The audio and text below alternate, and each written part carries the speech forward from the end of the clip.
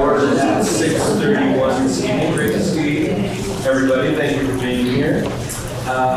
We have 4 board directors in attendance. Mr. Carrion is joining online. I believe he'll be with us shortly, if not already. And Director Pendergraft had a conflict tonight, so she won't be here with us.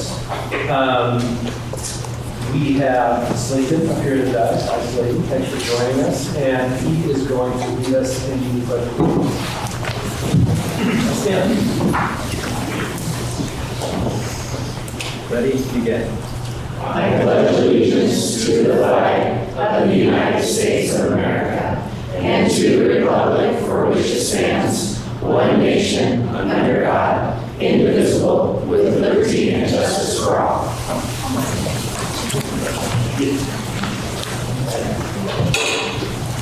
That'll take us to agenda item 2.01, the regular meeting agenda. May I please have a motion to approve our regular meeting agenda? Sure, and I move to approve agenda item 2.01, action to approve the regular meeting agenda. Second. Moved by Director Wiggins and seconded by Vice President Hollowell. Do we have discussion? Hearing none, I'll call for the vote. All in favor? Aye. Right. And is Matt on there? He's upgrading right now. Okay.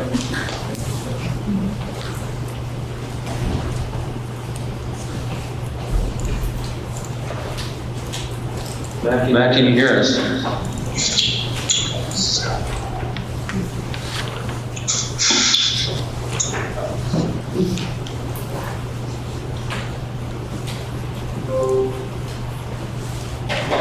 Not yet. Not yet? No.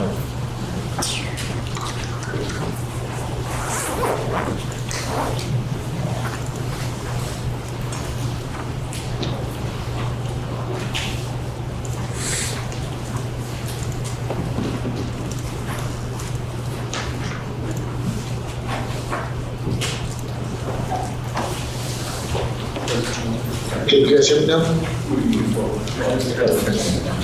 Okay, great. Welcome, Matt. Thanks, sorry about that. I got an echo of AJ. I'll work on it. Moved up. That brings us to agenda item 3.01, a couple comments, we got a handful of people here. Mr. Hanson, quick question. Looks like they all are related to our agenda item 5.01. Do public comment, or do we want to just do 5.01? So we'll do our student, our public comments to our report, we can do during 5.01. Okay, very good. So we will officially that brings us to agenda item 4.0, our student board report. Welcome, Slayton. What do you have for us tonight? All right. So, can everybody hear me all right? Okay, perfect. So, Tahoma High School, I wanted to start off with this, is hosting the Percy Jackson musical. So, we got people to do this. It's a really big deal. This is January 27th, January 28th, and February 3rd and February 4th. So, all shows are at 7 p.m., but on January 28th and February 4th, there are matinees at 2 p.m. So 6th graders actually from STMS I know of, I don't know about Maple View, but they will be going to the show on January 31st for a field trip, which is really cool.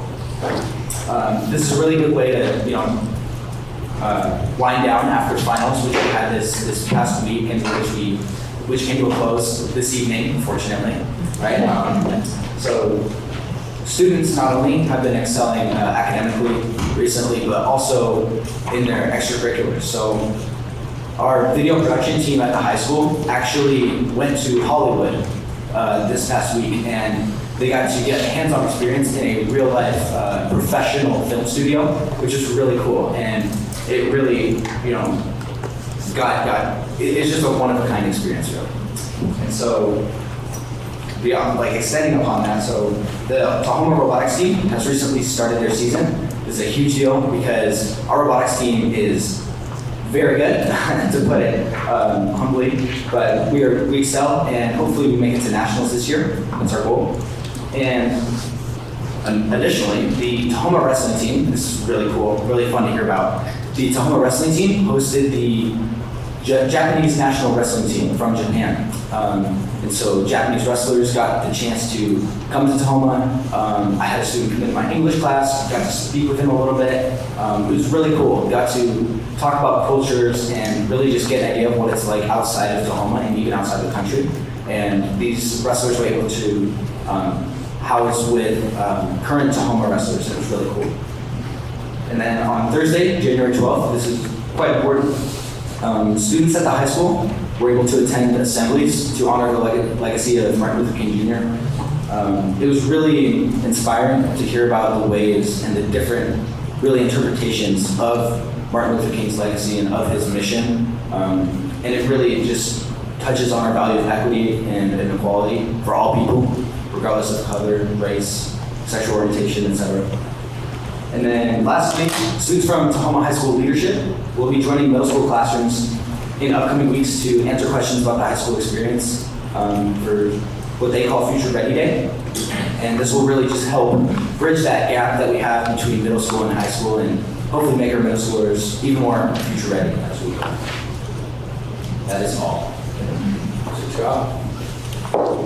Okay, well, that'll bring us to section 5 of our agenda, the presentation, discussion, and action items portion. And I'd like to remind my fellow board members that we agreed on using round robin to ensure that each member has equal opportunity to speak. We'll keep our discussion length for agenda item to 20 minutes, which I will monitor, and individual board members' discussion to 3 minutes per agenda item, which is Wheeler will monitor for us. Each director's time will begin with the first word they speak, and we'll continue through the responses that are provided. With that, we'll move to agenda item 5.01, Board of Directors recognition, and I will hand that off to Mr. Hanson to get us started. Thanks, President Miller. The State of Washington proclamation for School Board Recognition Month, I'd like to read that. Whereas the mission of Washington's public school system is to ensure that all students achieve at high levels and possess the knowledge and skills to be responsible members of a democratic society and enjoy productive and satisfying lives. And whereas Washington's 295 locally elected school boards of directors and 9 elected educational service district boards are the core of the public education governance system in our state, serve more than 1.1 million students, have a combined annual budget of over $15 billion, and employ approximately 120,000 people.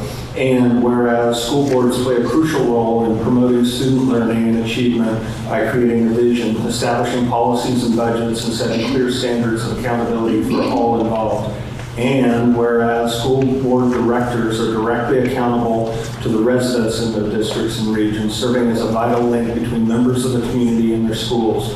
And whereas school boards and ESDs provide a passionate voice of advocacy for public schools and the welfare of school children. And whereas it is appropriate to recognize school board directors as outstanding public servants and champions for public education, now therefore I, Jay Inslee, Governor of the State of Washington, do hereby proclaim January 2023 as School Board Recognition Month in Washington, and I encourage all people in our state to join me in this special observance. Signed this 4th day of January.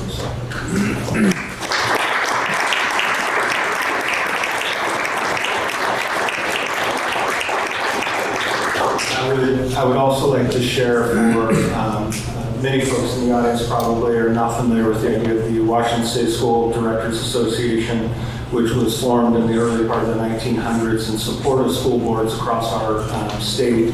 And this organization is referred to as WASDA. And WASDA is a program where schools can apply to be a school board of distinction, which our school board did last year and was recognized as a school board of distinction for 2022. So congratulations.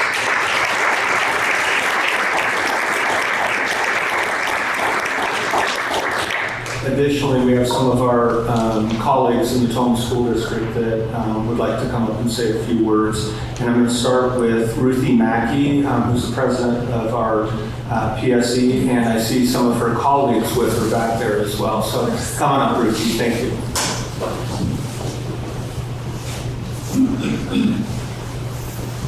I am taking the jackets for starters. Aren't those really nice? I love this idea. I'm Ruthie Mackey. I know, chapter president, I have our vice president, Carrie Wallstad, and our driver, Tim Danielson, and our transportation rep, Sharon Higdon, with us tonight. And we just want to say thank you so much for your time, your dedication to our school district, to make it the way it is, to take the time to really look at it. And I also just wanted to share, you know, when I became a president in 2019, one of the things that was really important to me is valuing our classified employees. And with the Tahoma Cares that you have created and is put out there, and with making sure we have a public school employee sitting on the committees, sitting where the voices need to be heard, that you really are wanting a voice heard for and having classified staff part of that. I just really want to thank you because that really shows that you do value the input of the classified employees at the school district. And we look forward to working with you in the future to keep our district the way it is and we can make it better. So thank you so much.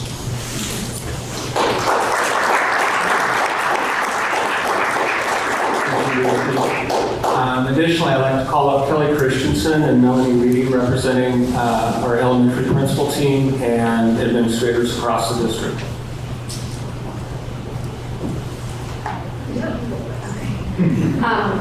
Thank you very much, Tahoma School Board, for dedicating your time and efforts to our wonderful elementary schools.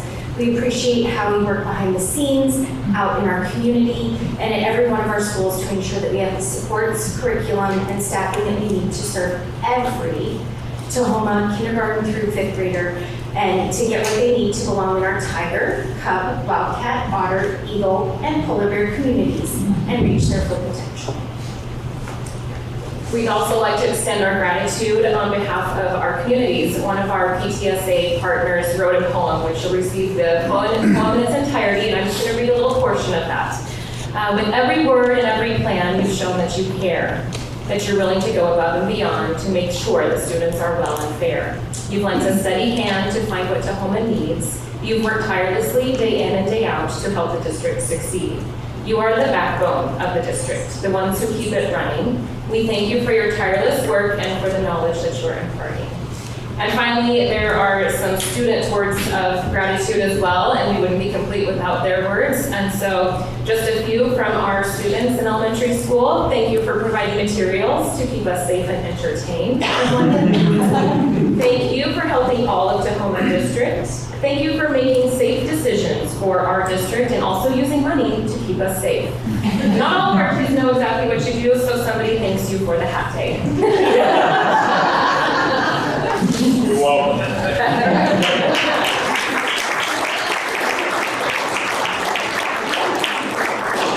That day at a board meeting. Next, I'd like to call up Sean Cassidy, who's one of our leaders for our Tahoma Association of School Principals.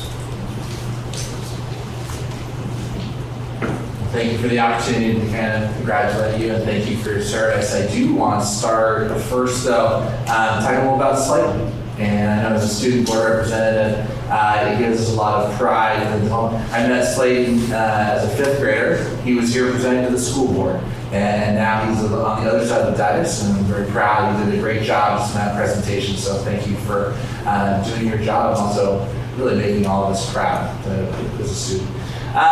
Do want, on behalf of the Tahoma Association of School Principals, thank our school board.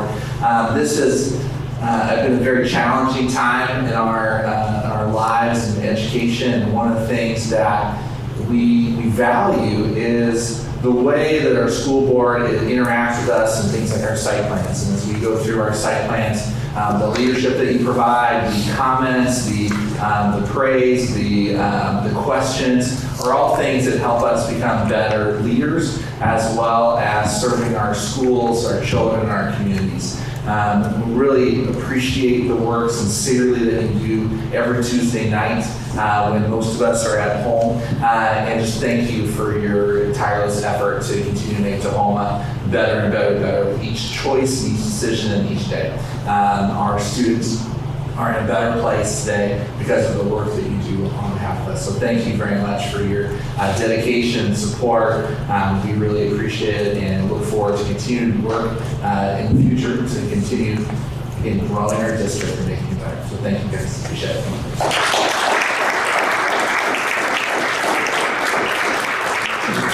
I'd like to invite up Callie Nordell, who's president of the Tahoma Education Association, representing close to 500 teachers in our system. And Allie Hayes. Well, greetings, board. I'm not Sean Casket tall.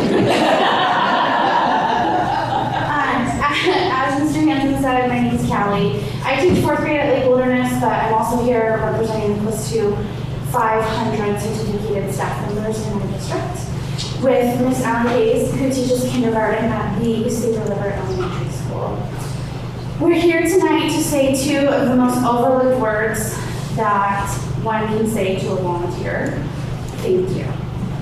As I said, TEA represents over 480 certificated employees in our district, and we want you to know that not only do we recognize the important work that you do on behalf of our greater school community, but we're really, truly, sincerely grateful.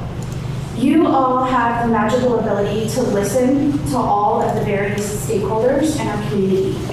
You listen to families, you listen to businesses, legislators, educators, administrators, students, and somehow you manage to categorize all of our messages into needs and wants and pie in the sky dreams.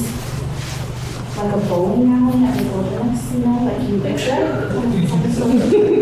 Just think about it.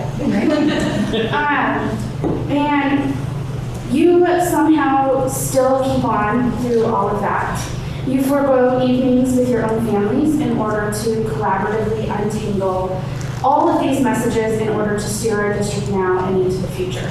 Like having a bowling alley at the wilderness. We understand it's your choice to sit there in what's sometimes a hot seat to do this work, and we don't get to say thank you as often as we wish. So tonight, please enjoy and accept this little supplement from a local business called Just a Little Something. They are a Tahoma family, and I believe her son went to Rock Creek and Summit Trail. And we hope that you accept it as just a small token of our appreciation and place it in a location of importance to you. And when you look at it, just remember that even when things get a little bit prickly, we're grateful for you, and your work does not go unnoticed. So thank you.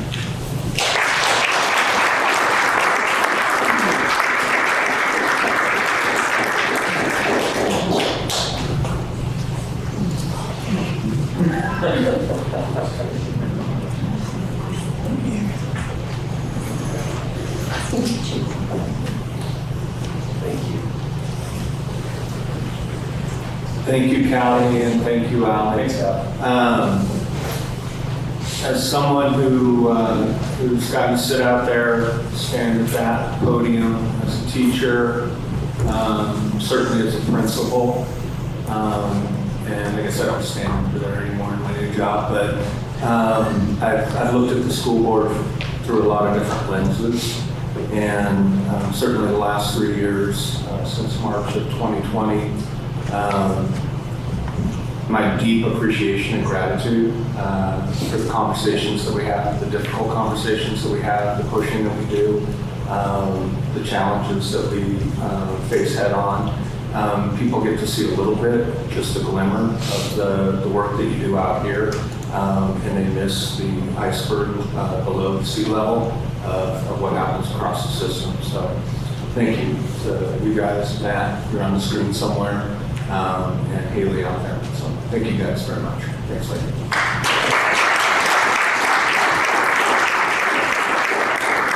I'm going to invite our administrators and folks who just spoke to, you're welcome to depart. We've got a lengthy agenda with many items. I know you have early morning meetings and such with me and others. Thank you for coming. I'll return the floor back to you, President. Thank you. I also wanted to acknowledge Madison and Emma who are sitting here as well, in the front row, student board reps, thanks for being here. And if questions come up that you're just wondering about, throw your hand and I'll do my best to grab you. If I don't, for some reason, just be off or something. But please do that. We'll move on to Be assertive, yeah. We'll move on to agenda item 5.02, our safety and security team considerations. And we're going to welcome a few folks up to lead this discussion. Director of Operations, Kyle Hood, Director of Finance and Operations, Lori Cloud, and Director of Public Relations, DJ Garcia. And yes. And anybody else?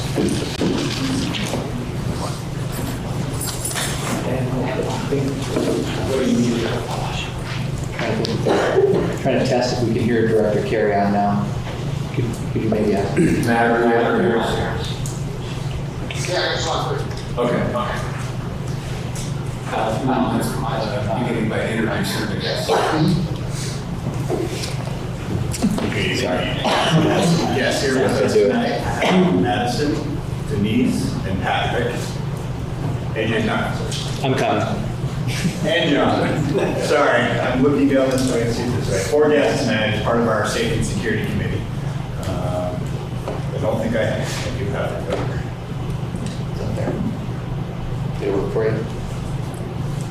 Try one more time. There you go. All right.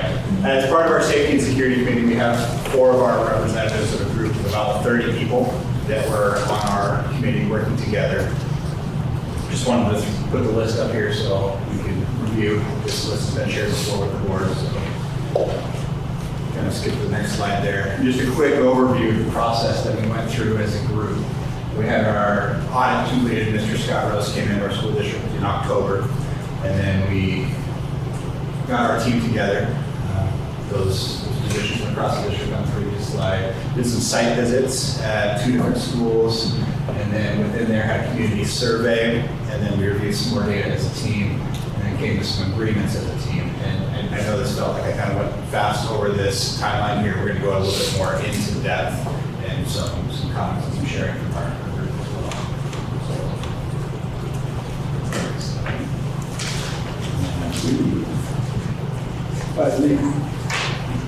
So the purpose of the group was we had 2 deliverables that the committee was supposed to bring to you.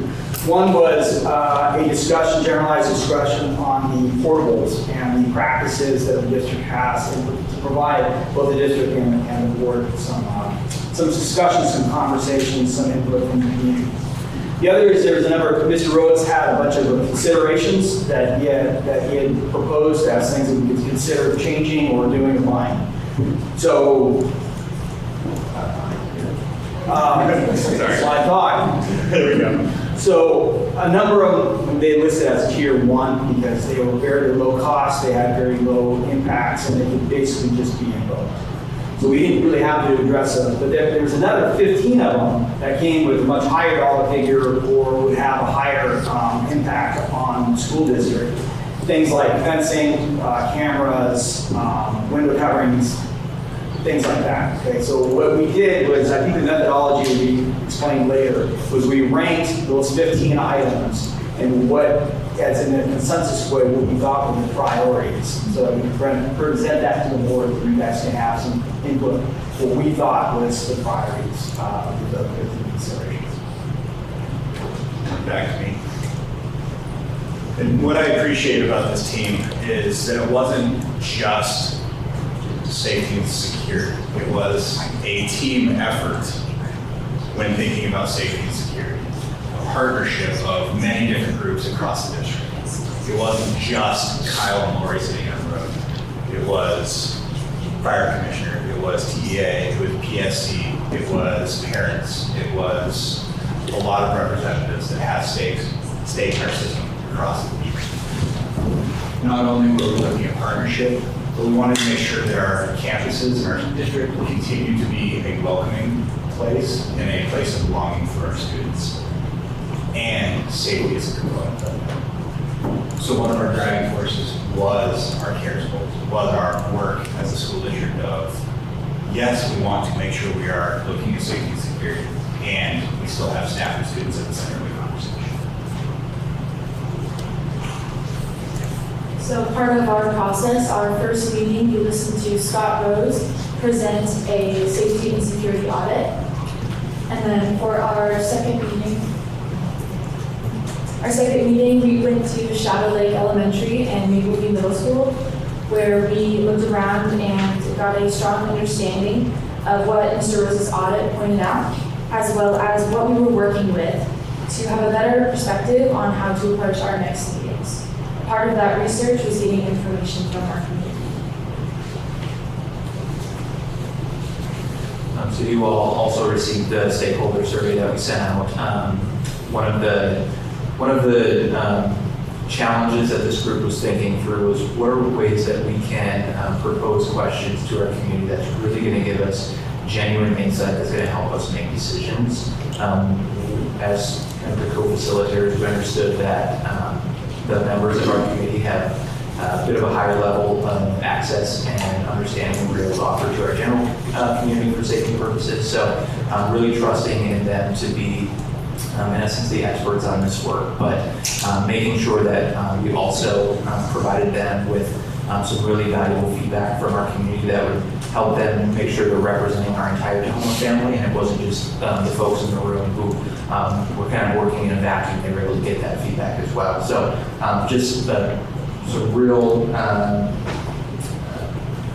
in-depth numbers here that I won't go too much into, but the ones I'll point to are from our staff. You'll see about 600 responses, over 1,600 responses from our families, and then about another 50 or so that access a public link that we had on our website and social media as well. So compiled about 2,300 stakeholder voices within this survey, and we're really able to bring that data, and Don Woodley helped us kind of isolate some of the responses and be able to bring it back to the group in a way that really made us think and look at, why did the community feel a certain way about one thing, but maybe felt a little bit differently about something else. And so it really generated some strong conversations for our committee. And what John will get to in a little bit is when we look at the way that those considerations end up ranked, you can definitely see some reflections there in how the community's data really was pretty well aligned with what we saw from our group in the decision making.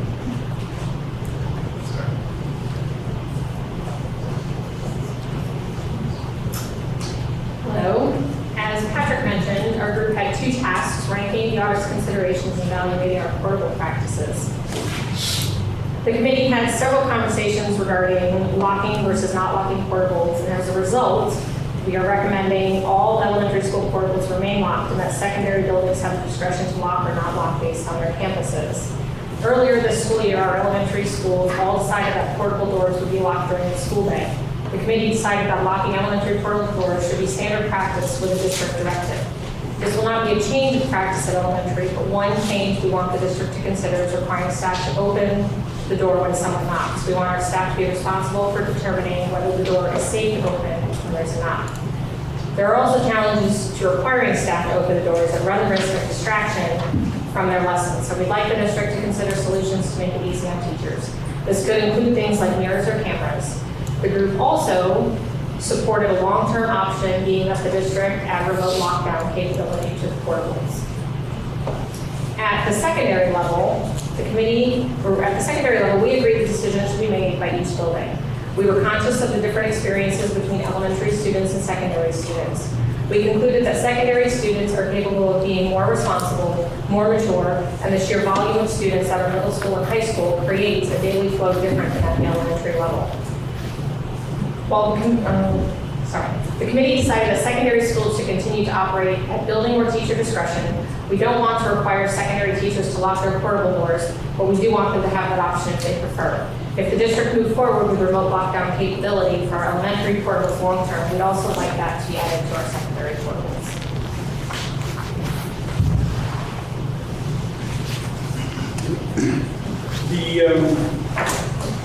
The end result of all of these meetings, the information that was presented to us, Mr. Rose's report that we read, ended up with a list of topics, items that we then had to rank. These items, we each had cards, big stack of cards, which we then put in order, and then I think there was 30 members on the committee Those were then added up together, which resulted in this list that you see up on the screen. Probably the most interesting, certainly the one we discussed longest, was the buzz-in process. In our last meeting, I think we spent close to an hour on that one single item. And there was many facets to that decision that was provided, and it culminated in a vote. And essentially, it was, are you in favor, are you go either way, or were you against it? So what Kyle and AJ did is then if somebody voted no to something, they were given an opportunity to ask questions, provide their opinions, ask everyone else, what their thoughts were as well. And so we ended up with, I don't think we ended up with any no's at the very end of this process on any of the items. So this we thought was quite an accomplishment. Anybody who's ever worked with a committee before, I find nearly 100% unanimous vote is pretty darn good. The other thing that we didn't do, so we spent probably an hour on that. The remainder of those were probably knocked out in 30 minutes or something like that. What we didn't do, we didn't take the time to do, was to then, as a group, maybe reorder these. For example, if I was to reorder them now, I would put perimeter fencing a little higher. Other people might have put, things like window treatments, panic buttons, those sorts of things in a different order. And we know that your challenge here is to not only take these considerations, but then we didn't look at the cost, other than for, at least for me, on some of the lower cost items. I put those up a little higher because they're quick and easy and affordable. But this is now what we ended up with. There is quite a bit of detail that goes into each of this. It's a line-by-line item for example, cameras in each school, card readers. A lot of that stuff also applies to the buzzing point. So, which is like you have at Tahoma High School, where you come into vestibule and you need to be buzzed in. From that point, you show ID. We have people from other areas, knew of other areas where putting your driver's license into a reader, then printed you a name tag that you use while you're visiting the school. So there's a lot more to be done with this. But there was a lot of points of view considered. There was lots of input, and so we present this view.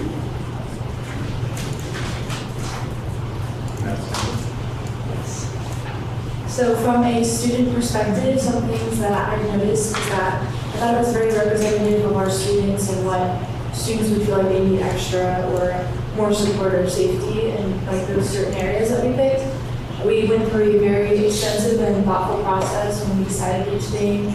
I don't think there was one thing we talked about that we didn't have someone else say, what about this part? Or we always debated everything, and so I think that what we ended up with was a pretty good end product. And also, so with the portables specifically, I think we did a good job because at the elementary level, having more safety and security is definitely a necessity, but at the high school necessarily, kids are going to be moving all the time. That's kind of, we got to give them that trust to be able to have those opportunities like we have. And another thing is, I think what we have done will make me feel safer and other kids as well as they see these things go into effect in the next couple of months or years or however long this takes. But I think our list is definitely a well-organized list.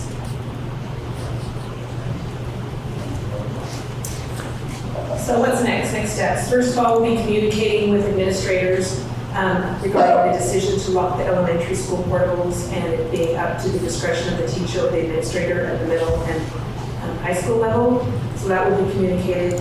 We will then work with our district safety team to determine any best practices or any other implications that we need to deal with regarding those locking of those portables. So that would be happening immediately.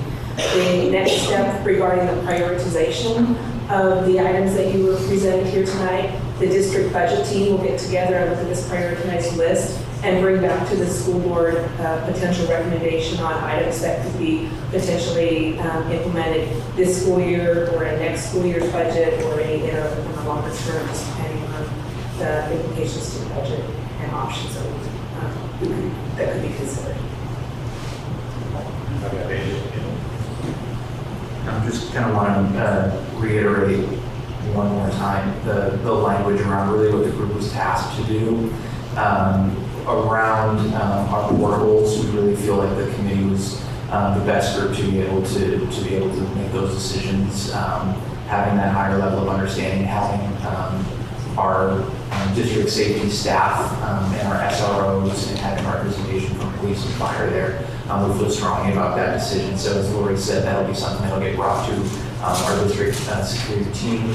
Again, when it comes to the ranked items, it's not a recommendation that we're making to the board at this time. We're not necessarily asking for you to give a thumbs up on that final list. It's really so you can see the work that group's done. That's going to really help our district budget team and work on our next step. So that's where we're at right now.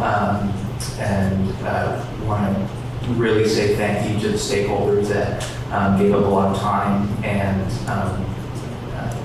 we're willing to have some difficult conversations. We had a number of parents and grandparents and aunts and uncles and staff who work in our buildings every day.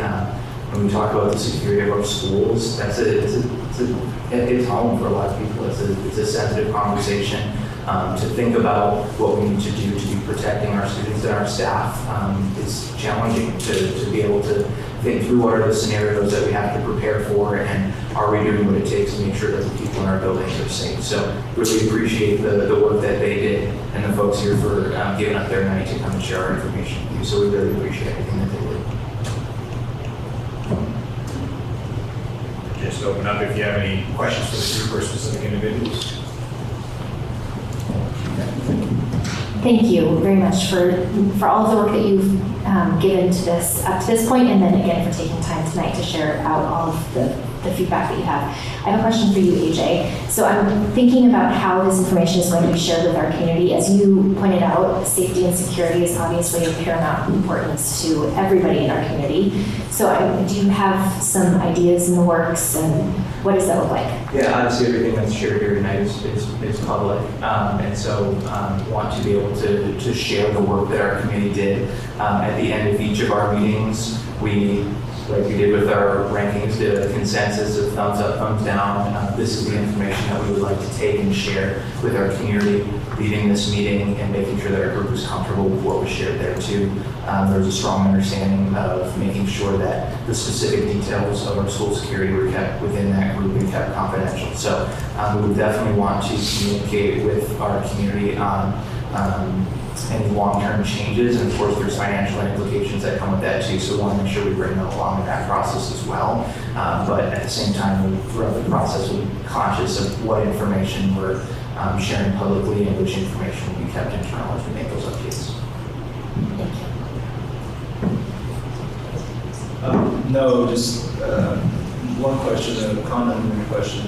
Thank you for the comments that people were making about the board being in recognition was very, very nice.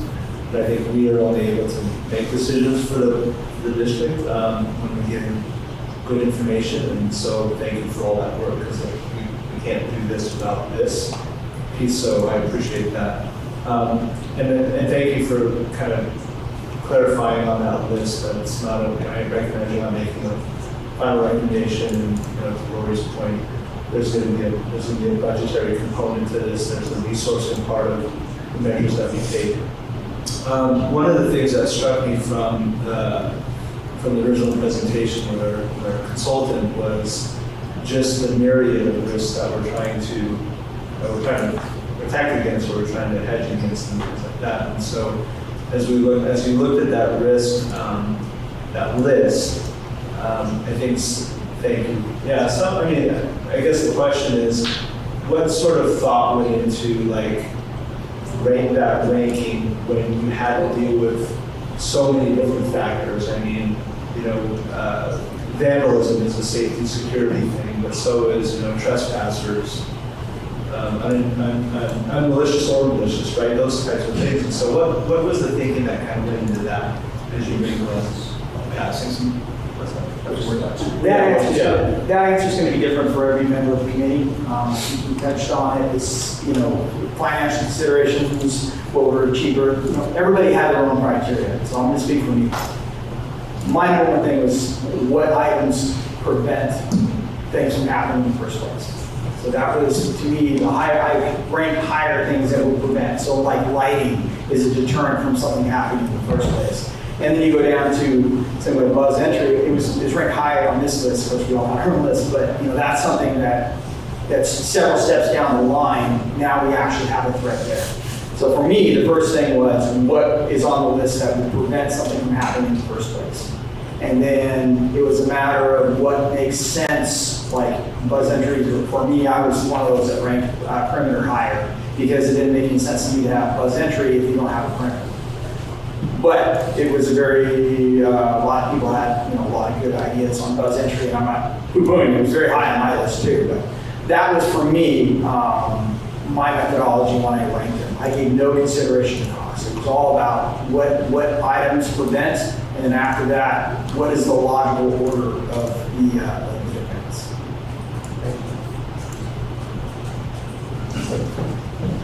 Yeah, so as director of homelessness, thank you guys so much. This is very important, and I think it's definitely pressing issue.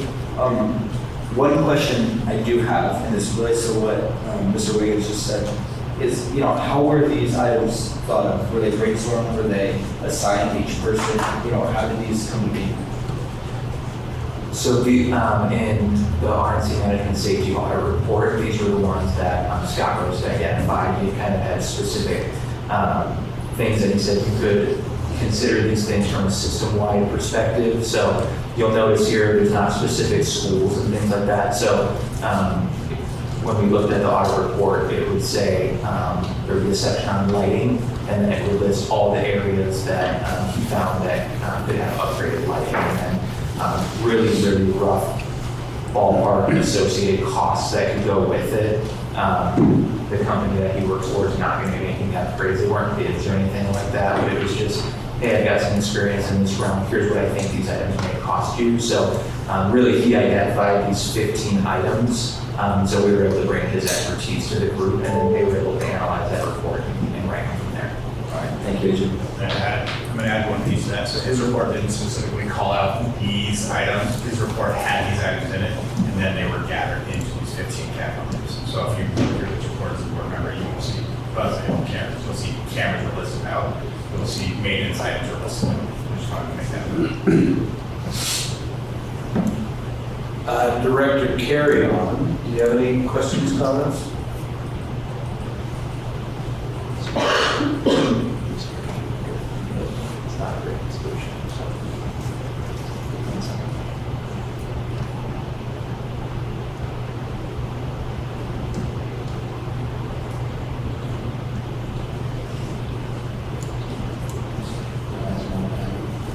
Matt, Carry-On, can you hear us?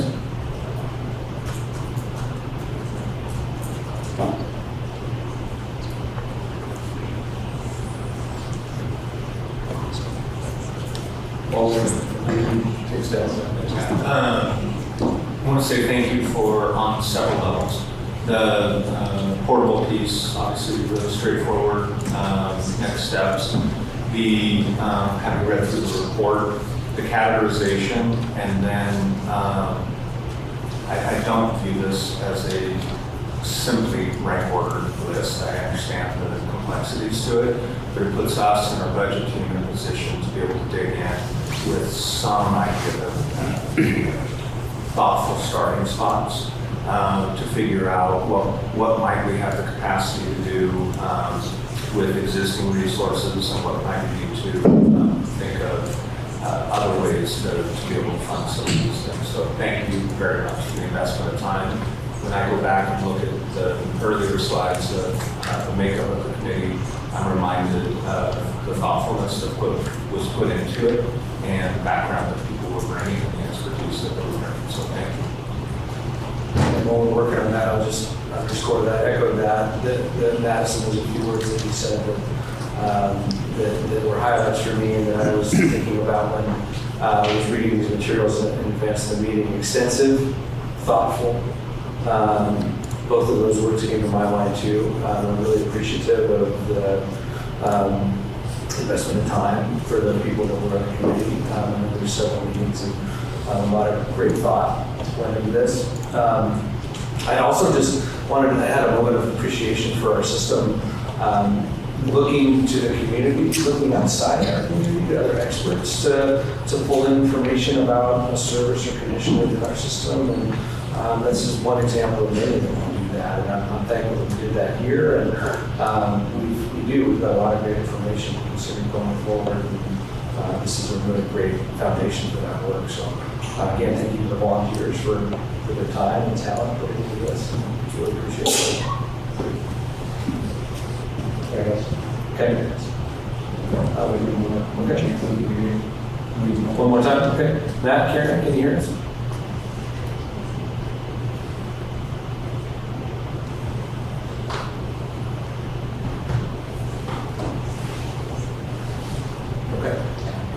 Okay, Tim, thank you. Thank you guys very much. Thank you very much. Yeah.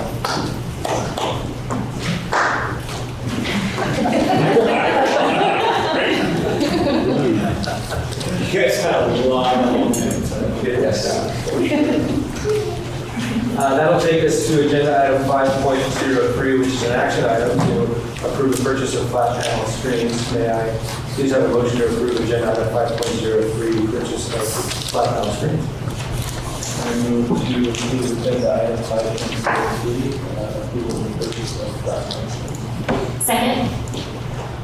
Director Wiggins moved and Vice President Hollowell seconded. Do we have any discussion? And then we're going to have some guests. We've got Trevor, we've got Kimberly coming over to us. So let's present an interesting presentation. That's great. So this will be a presentation that was referenced at the last board meeting in regards to one of the aspects of our previous peer review in consolidating classroom technology and creating a unified technology presence within every classroom within. With that, I will give it over to Kimberly and start through our presentation that we've been working on. We should buzz it. Yeah. I think our slides are coming up here, but we are excited to have this opportunity to share what our plan is and what we're going to try to do. So I'm not going to. These are just the. Do you have the actual link, AJ? No. So we'll do it this way. So I'll just say next slide. Okay, so the problem we are trying to solve, I always like to think about like what's the central thing we're trying to do here, and it's probably no surprise to you that the classroom technology is varies vastly from classroom to classroom, and that was never more apparent than during COVID and then after COVID. Especially with the return to school last year and our substitute shortage, and I was subbing, I did personal math for a while, poorly, and every classroom we went in was like, oh, this is a whole different setup, right? So, and so we definitely recognize that we have some inequities there and some things that need to change. And we still have, if AJ goes through these next two slides that just kind of give a sense of how different our classrooms can be, we have some people who still have active boards in their situation from years and years ago. We also have even some projectors that are still on carts that the teachers are using. And then, of course, we do have some of the more modern ceiling-mounted projectors like you see here. But the challenges of supporting that for our tech department, for Trevor's department, and then also for us in supporting teachers as well as our guest teachers is quite a bit. You'll recall that the last time we were here, we shared the COSA with you, and one of the things they even noted to us, right, is that we needed to consider how we could better standardize the equipment in classrooms. And next. Compounding that issue is the existing projectors that we do have over the course of the next 2 years. We probably have about 360 of those that will need to be replaced. They range anywhere from, we do have some little ones, of course, but many of our projectors are 6 to 10 years old and are definitely at the end of our life. In order to do that, that would be about $1.5 million. And that's not just the cost of the projector. Projectors are not expensive in themselves. It's all the pieces that go into that. Part of that challenge then is that they're backward by, in some cases, a year. So it would be, when I did the next slide, I think we were looking at, we were going to November of next year. We could get a few right now, but we wouldn't be able to probably meet the need. And then also the trend in classroom projection really is going toward interactive flat panels. If we were to build a new school building right now, we wouldn't be putting projectors in, we would be doing interactive flat panels. And that's where you can see the table of the spending. So it's not just that we need the projectors, right, but we also have a setup in our classrooms that relies on an extra laptop being there. Those really also need to be replaced because of the way we cycle and move those through our system, and we don't have that supply anymore. Replacement bulbs, and then the Extron, which is the built-in components in the walls at Lake Wilderness and the high school, which allows the audiovisual stuff to work, is starting to, it's at its end of life as well, and we really can't get replacement parts for that. We'll be able to discuss that a little bit more, but that's another piece that we need to, a piece of the puzzle that we're trying to solve. And then, as I mentioned, there's the trend is not going that way, and so we think we have a solution on our next slide. And our next slide is let's just take this opportunity to upgrade all of our classrooms at once. And so we're looking at about 450 interactive flat panels, K-12, to take care of all of our classrooms in every instructional space. So we have a couple pictures of just, we have a demo, and we have a couple demos in our system right now.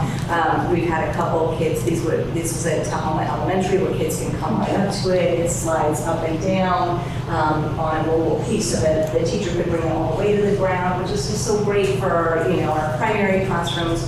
And that sort of thing. And then, of course, we had it in the science classroom right before the holidays, and so that's one of our science teachers, Steve Kent, just like trying to get how does this really work? He's writing with his finger, so that's pretty exciting.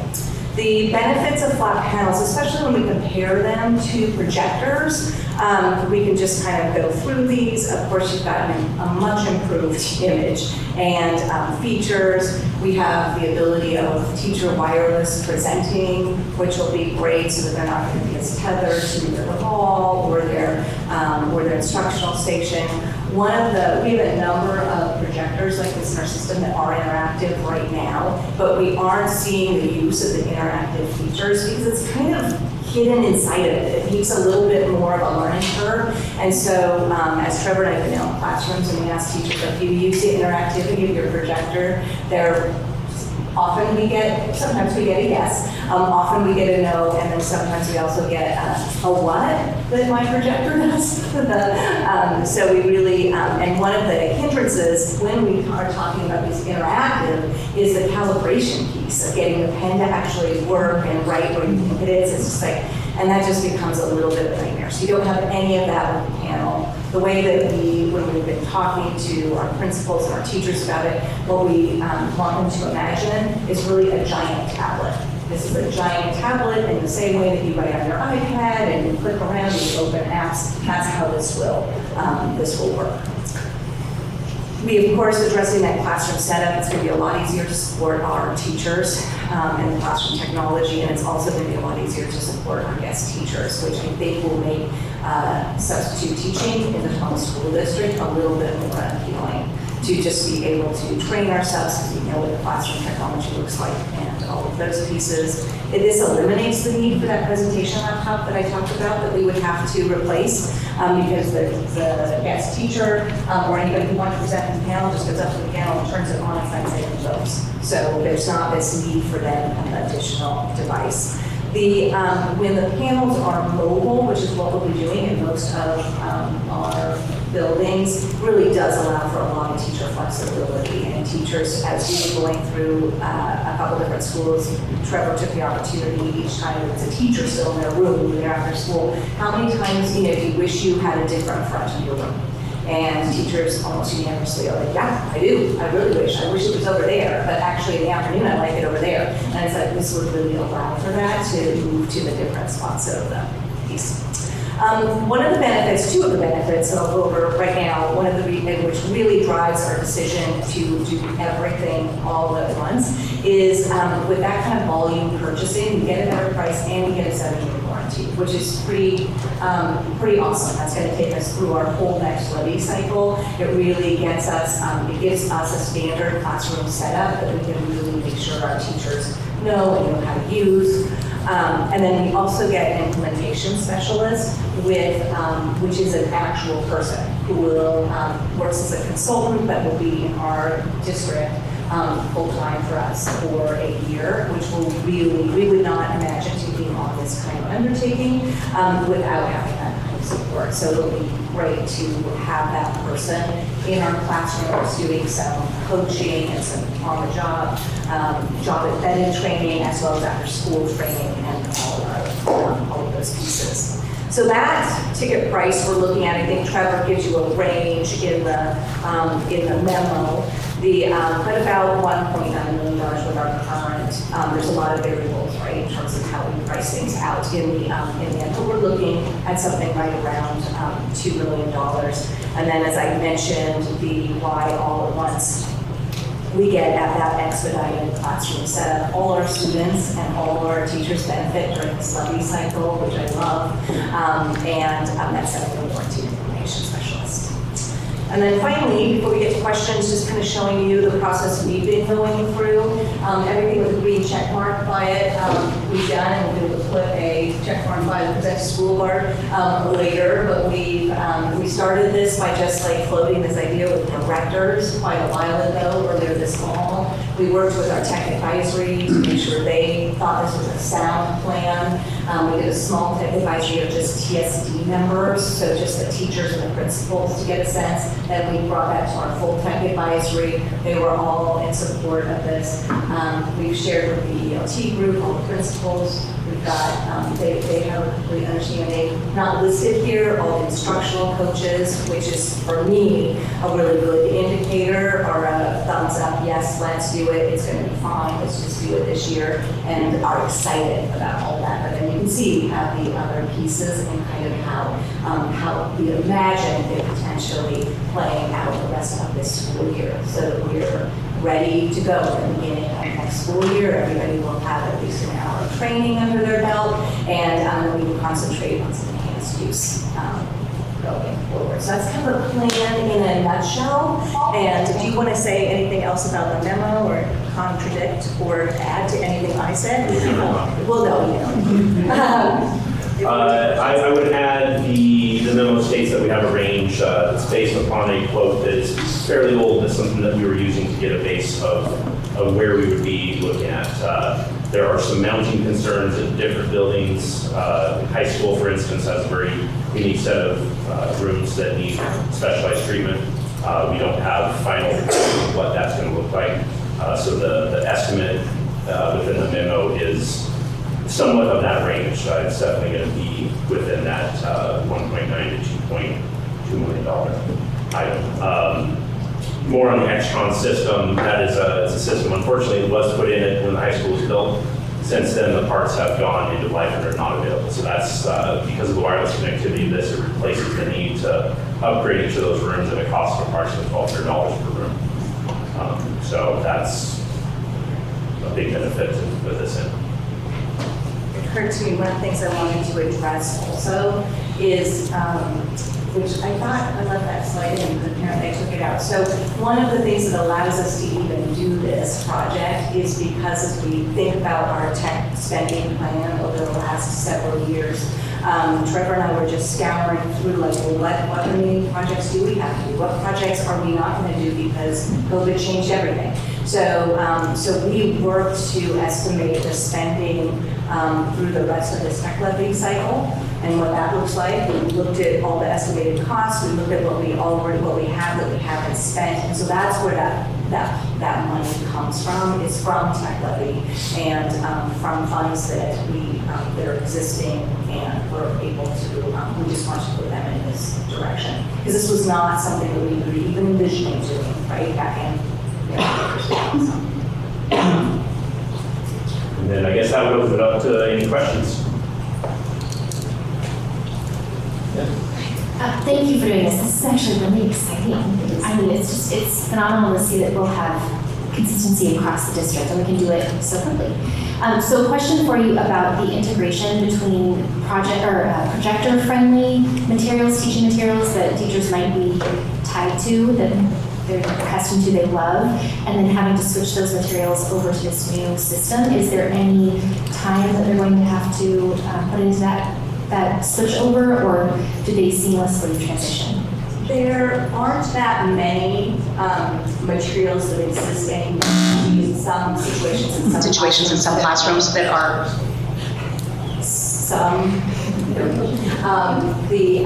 that are tied to specific software, but there is a what's it called? What's the word I'm looking for the stuff like Active Inspire? That was the only stuff. So the compatibility, I guess. The compatibility, so the primary function is that these will act as projectors initially. So anything that's on the teacher's computer ends up on the panel just as the projector does. So there's zero to small impact to how the teacher uses their classroom materials. It directly interacts with all of our document cameras within the classrooms. So it replaces some of the software that's currently problematic to support with the universal software. Awesome, thank you. So, clarify a question on that first. So, one of the benefits was that you don't have to cycle through the laptops because there's separate. But I heard, and I probably misheard you, but I heard that there is this laptop piece to this. It's a teacher laptop. So teachers do have a laptop, but we have an additional older laptop that's the presentation laptop. Yep. And I recognize. Thank you for clarifying that at the end that this is kind of within the current levy cycle. That's helpful. Is this competing against anything else that's high priority for you to?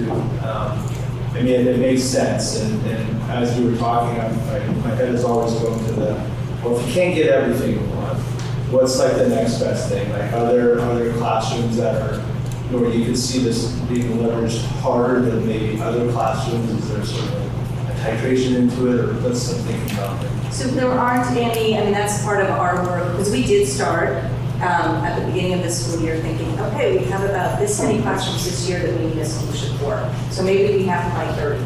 And as we were working through that, we just kind of kept coming back to, we're going to be in the same situation where some of the classrooms have this technology and some have this. And by the time we finally get to, getting everybody on board, those will be old and we'll need to replace them. And then, so all of that. And so Trevor and I really had to sit down because buying 30 of something and buying 450 is very different. And went through, let's look at what we worked with Kyle and Lori and Bill about like, okay, what do we have in tech levy right now? We looked at everything that we still knew we wanted and needed to do. And there weren't things, we weren't making choices that like, well, there's that really important thing, but I guess we won't do that. So we feel really good about that. I'd like to add one thing to that as well with the 7-year warranty factor on this. It would give us at year 5 to start planning for the refresh cycle of these, so we can get the district back on a standard refresh cycle that was kind of lost during the lockdowns. Wow, just a few, number of things going through my mind. One, I really like the equitable experience that students and staff will experience across our system, like you pointed out. Appreciate you mentioning that.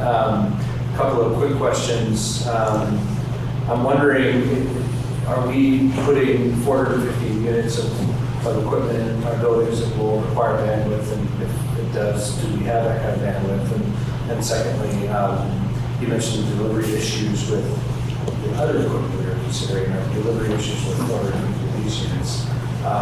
Being able to arrive and be ready to go by the time we want to put them in the classroom and so on. Yeah, thank you. We verified the stock of this many times over the last about 4 months, and they continue to be in stock for most of these, and the other ones, parts are primarily the harder item to find.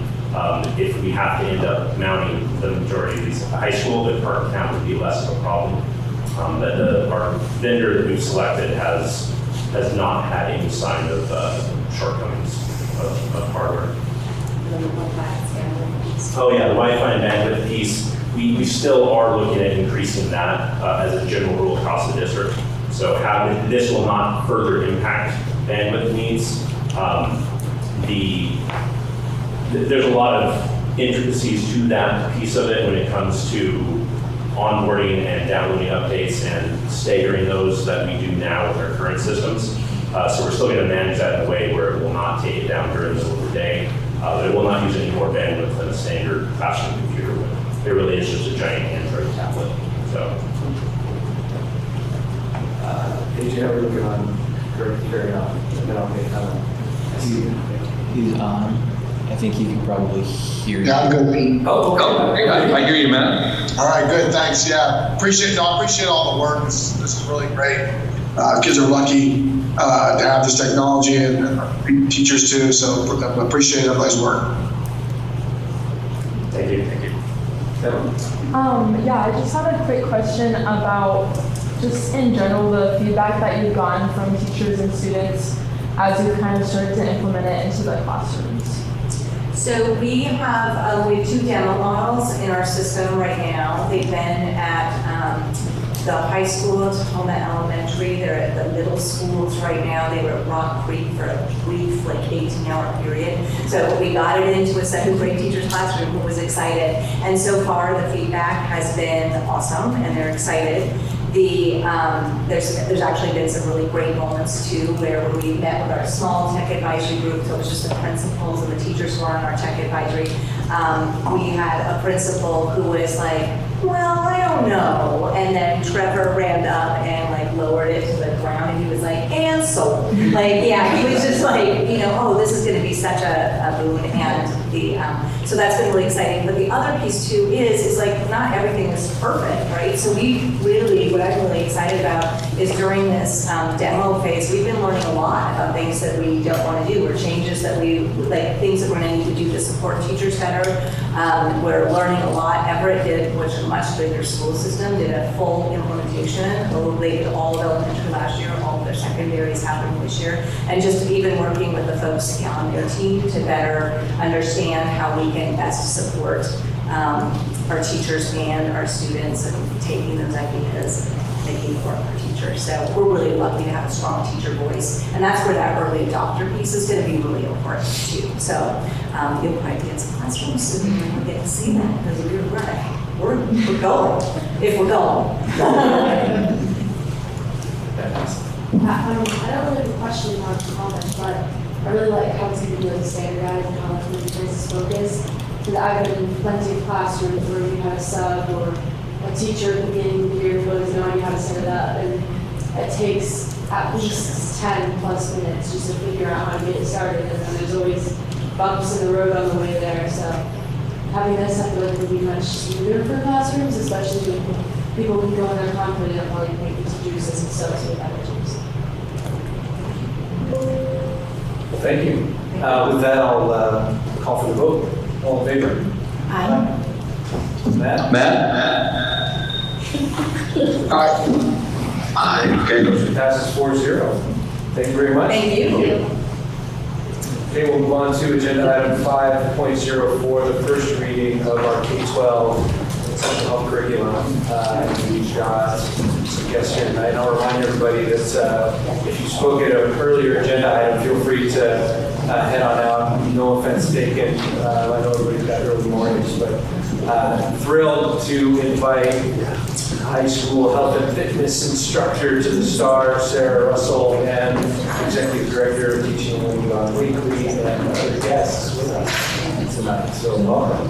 Well, thank you. And also with us is Shauna Berber, who is a parent volunteer from our committee, as well as on the Instructional Materials Committee. So appreciate her being willing to come and share tonight as we talk about comprehensive sexual health education. Why are we here?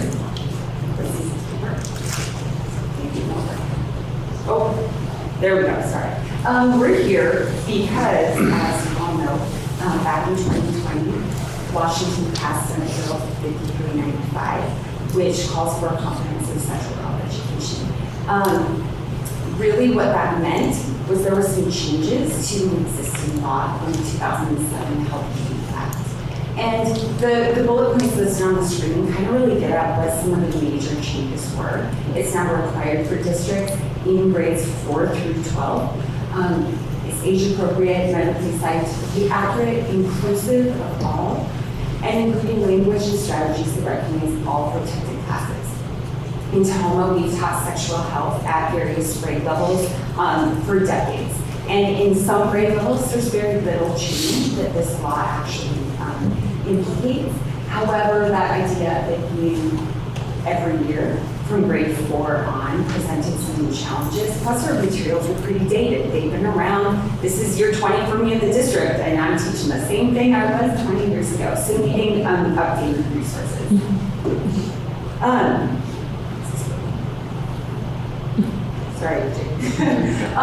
Our teaching and learning with Dawn put together this amazing group of individuals that really is a diverse group from health and fitness teachers at every grade level to classroom teachers at elementary.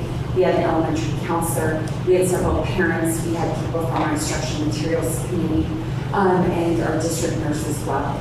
And I got the pleasure of facilitating the review process as we went through and really tried to come up with what's going to be best for our students. That being said, we kind of set out on this process of what are those key steps that we needed to take. And as you can see, we're hopefully nearing towards the end, even though step 4 will be a big one. So we'll kind of just briefly talk about steps 1 and 2, just to give you a little background, and then really the purpose tonight is to let you see and hear about those resources we are recommending for you. So alignment review started out with specifically health and fitness teachers from each grade level, looking at how do we meet our standards, meet the law, but also prioritize the grade level outcomes that we want to meet. Because if you look at standards, I think we all know that we would need, like, for this case, probably a sexual health class in order to meet everything, and we knew that that wasn't possible. What's realistic that meets the law, and how do we make sure it has a good spoken sequence for our students from grades 4 through 12? That committee came up with what we called our alignment document, which I know you have access to. But it really wrote down for each topic within sexual health, how do we make sure we're meeting the law in a progressive manner, as well as meeting all the standards. And this really was the guide that we used, that the committee used in choosing which resources to review, and then ultimately which resources to put forth for adoption. The call for resources was quite extensive, and that's how I got to meet Shauna. We were just talking before, we're like, we probably spent 25, 30 hours reading just in different things, and that's not counting time that we spent outside on our own looking at materials, and that group was a huge group of people that volunteered their time. What it really came down to is we needed to start by looking at OSPI approved materials. There was no material or resource that was looked at that was not approved by OSPI.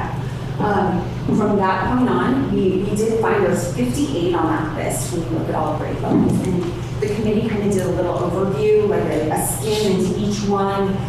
What does it look like? How do we be user-friendly? What can we find out? And ultimately decided to call 18 resources for a really deeper dive review. That deep dive and hours of work led us to 2 top options for each grade level. And we were really curious at that point to get get input from others, from our community, from parents. We know that sexual health is it's a controversial topic. It's a hot topic, and we really wanted their input and tried to gain as much of their input as we could when we presented them these two options. So this came to be review time, and that included community review followed by the IMC review. The community review was held, it kicked off, I should say, by a webinar. 40 people attended last June. The process of how we got to where we were was shared, a little bit about those top resources were shared, instructions on how they could access. The materials were made available in person all summer. They're actually still available. They've been open ever since then, as well as they've been made available online. Some components had online access that pastors were given, videos were able to review. Others, people maybe wanted to come in and actually look at hard copies and textbooks, and those were made available as well. The webinar was posted on the website, so things were all made available on the Teaching and Learning website. And after 2 months, we had 3 community members that had actually filled out the feedback form. We are not aware if people, viewed materials and did feedback, but we had 3 responses that I'll talk about a little bit later, what that feedback was, and then kind of how we address them and what we selected. So we took that community feedback, went back to our group of that meeting, those names you saw listed at the start, and provided some feedback. And essentially that committee was asked, hey, what's your selection? And with the exception of one person on our committee at the secondary level, it was unanimous in selecting the one resource for each level that you'll hear about in a moment. And then moving into the instructional materials committee and the unanimous vote for all of the materials that we are presenting. So with that, I'm going to turn it over to Shauna, who works specifically with the elementary subgroup, and let her talk about the resources that we are recommending for the elementary level, specifically grades 4 and 5. Sexual health content is not taught prior to grade 4.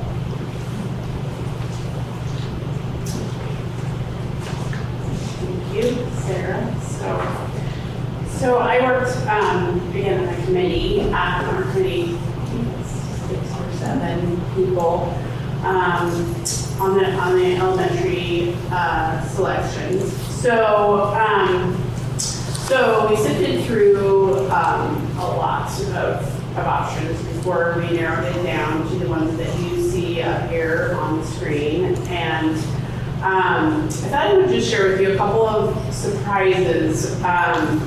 One, the Washington State standards, which really were our guide, like we just really studied those and referred back to those constantly, are quite a bit less progressive than the national standards. And I guess that surprised me, but that we did so that there were actually very limited choices in curricula for us. We had a very hard time finding things that would fit these Washington standards and what we thought would work for our schools and our community.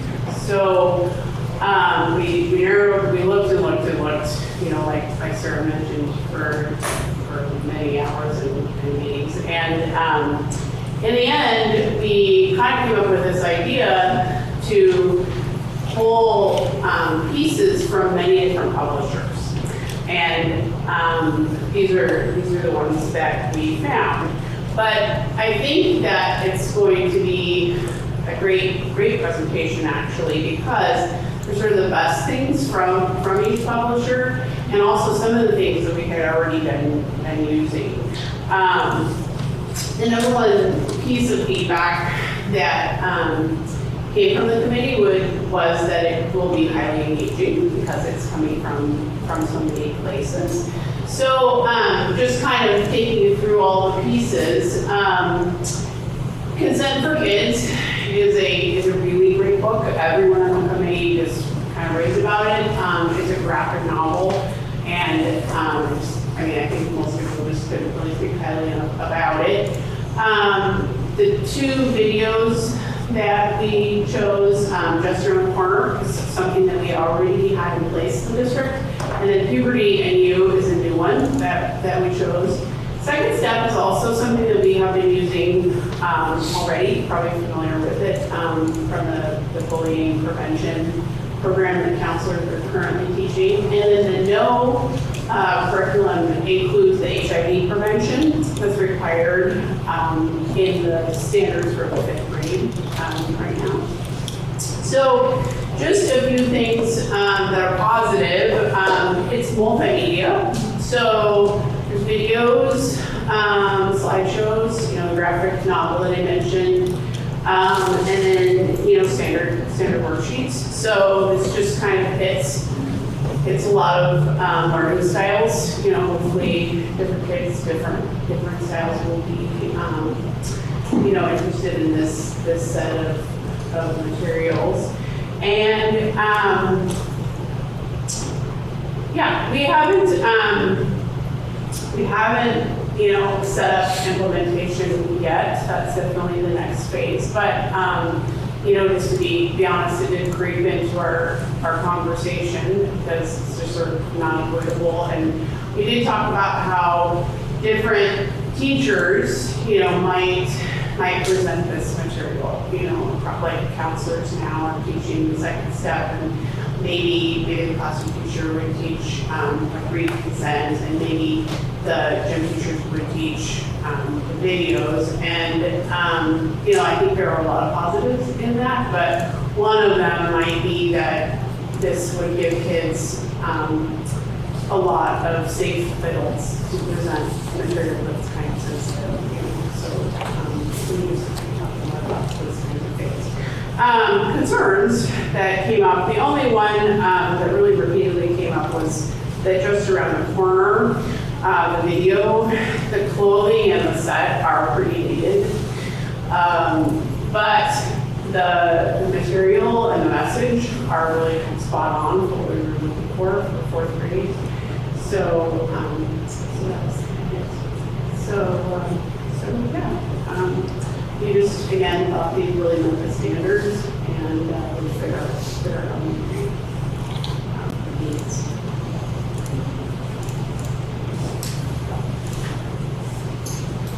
Thank you, Sean. The secondary level for middle school and high school, both of those, there was a subcommittee that worked on middle school and high school, but also spent a lot of time collaborating together as they started to realize that this resource was moving towards the top.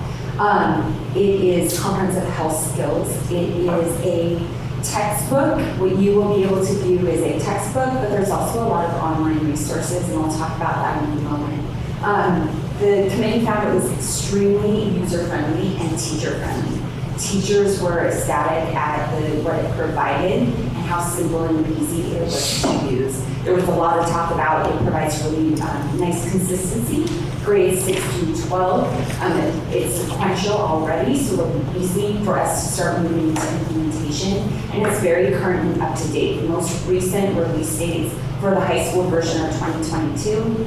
And the middle school version has a cover in 2023. So it's very current, up to date, which we really appreciated. Mentioned that it has various implementation models. And after this rose to the top, we started looking at what would we really use. Yes, we're not at implementation in full, but we also didn't feel like it's worth it to buy textbooks for every student if we're never going to use textbooks. And talking with middle and high school teachers, they all agreed that really what they want is the teacher online access. What does that give them? It gives them lesson plans. It gives them slideshows already created. It gives them student worksheets, student assessments, anything that they need. There's the ability to easily post those to things like Google Classroom if teachers choose, all of those types of adaptations as well. There was a discussion on, do we need online textbook access? Do we need actual in-hand textbook access? And the teachers said no. And one of the reasons they said no was this is a comprehensive health book. It's about this big. Sexual health is, a few chapters. Didn't feel like it was worth the cost that would bring. As well as there was a discussion on As Shauna mentioned, there are national sexuality standards, and this is a textbook that is made for varying states and districts. And there are things in there that will not align with what we have in our alignment document and that aren't going to align with maybe where our community and our school district is. And we didn't want to have those out there or have students have online access to just view whatever or open whatever. So there was a big talk about teachers having their online access so that as our system designs implementation, it's really clear what is made available to our students and to our families. Mary McBezzi, who works with our special services department, is going to be here tonight to present on this one. She unfortunately is sick, but she really led up the looking at, again, thinking about being inclusive and equitable. What about our secondary sales students and transition students? They have been a population that really hasn't had a quality sexual health curriculum at all. And as we all dove into looking at this specific population, she really, as an expert, really looked into it and came up with sexuality education for people with developmental disabilities. It's a very comprehensive curriculum. Again, big old book. Important, she wanted me to make sure it was known. Not everything would be taught, again, but it would be kind of spanned across grades, middle schoolish to high school sales, and then into transitions. But it's very, very appropriate resource for that population. And as I mentioned, there's very few quality resources that fits the needs there, and this one has rating reviews plus amazing professional development for teachers that are going to be teaching. Mentioned that we had some community input, as well as we had a lot of discussions within our committee and the instructional materials committee that kind of noticed there was kind of some reoccurring concerns when it comes to sexual health and what's adopted. In regards, in some cases, to content, in many cases to the parents and families should be the ones that are responsible for teaching, as well as a lot of questions about can parents and guardians, opt students out. So a few things just to kind of address some of those concerns and how they're handled in the curriculum. There is new content. There's much of the content that is similar in regards to puberty, anatomy, all of those types of things. Pretty consistent with what's been taught in our district for years. But the topic of sexuality and gender identity is included in the standards. It is something that is not addressed in more than treat your friends with respect, be kind to everyone, until more middle school. Where at middle school level, it's more in regards to terms being identified. And I think you'll see that on the alignment document if you look. And with that, the resources that were selected at secondary do a really nice job of not promoting one thing, but really just kind of defining what terms are. And a theme that I kept noticing as I was reading through chapters was encouraging students to talk with their families.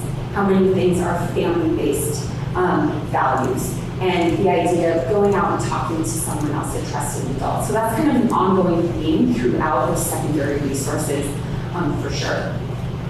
In regards to the second point, the idea that sexual health shouldn't be taught in schools, the law is the law, and that's kind of where we are. And so our job was to pick what was best to meet with our standards. And even within our own committee, we had a lot of varying opinions. I think my personal opinion as our committee was very reflective of what our community is.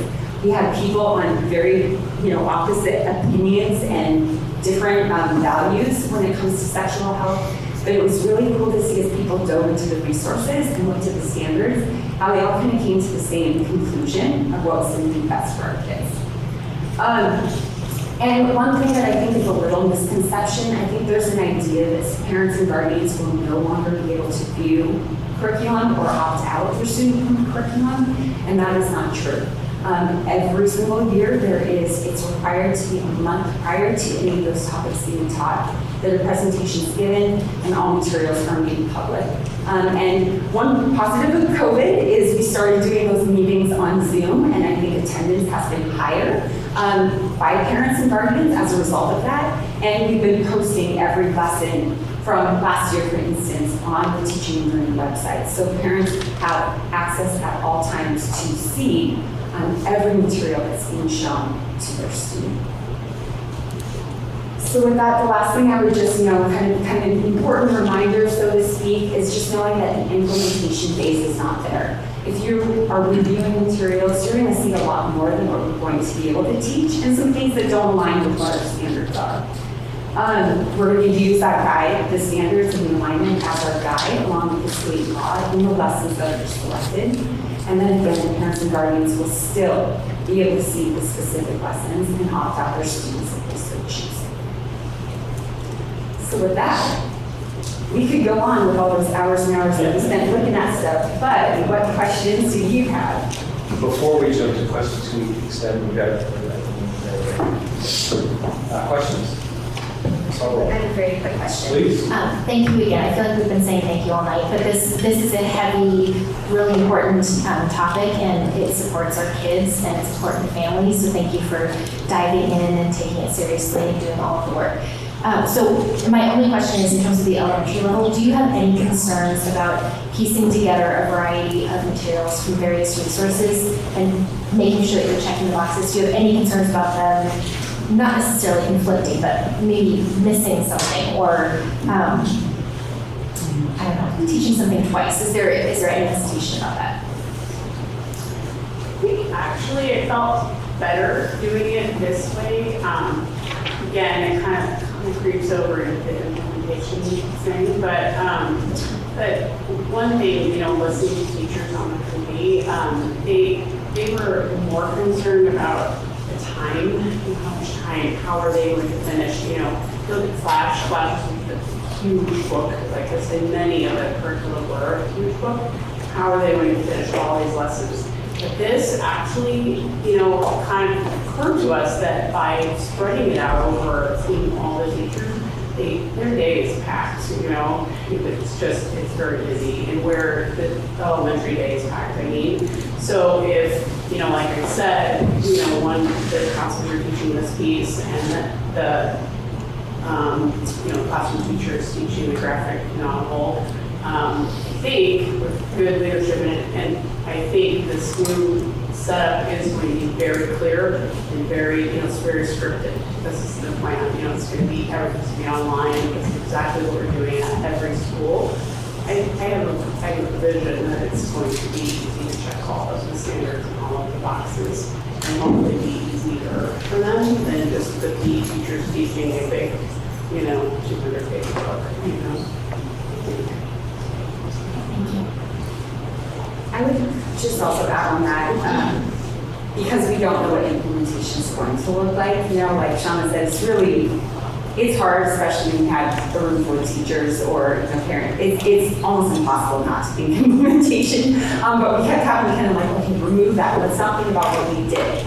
Let's not think about what's it going to have to look like, but let's really think about what's best for kids and what's best for meeting the standards. And when we really truly looked at that, there wasn't a good option that was like a comprehensive curriculum in elementary. It really is not something that they make in regards to this topic or in health. Middle school, high school, you have a health textbook. It's more common to have a standalone health class. That's not the case in elementary. So even when we looked at things that were more comprehensive, there were still pieces that were missing that we felt like we would have to add in. For instance, our state requirements on HIV and AIDS. There were, prevention in that respect. Some of the comprehensive things we didn't mention that, so we would have had to have gone out and found something else. So really kind of ended up being the best option that we sought.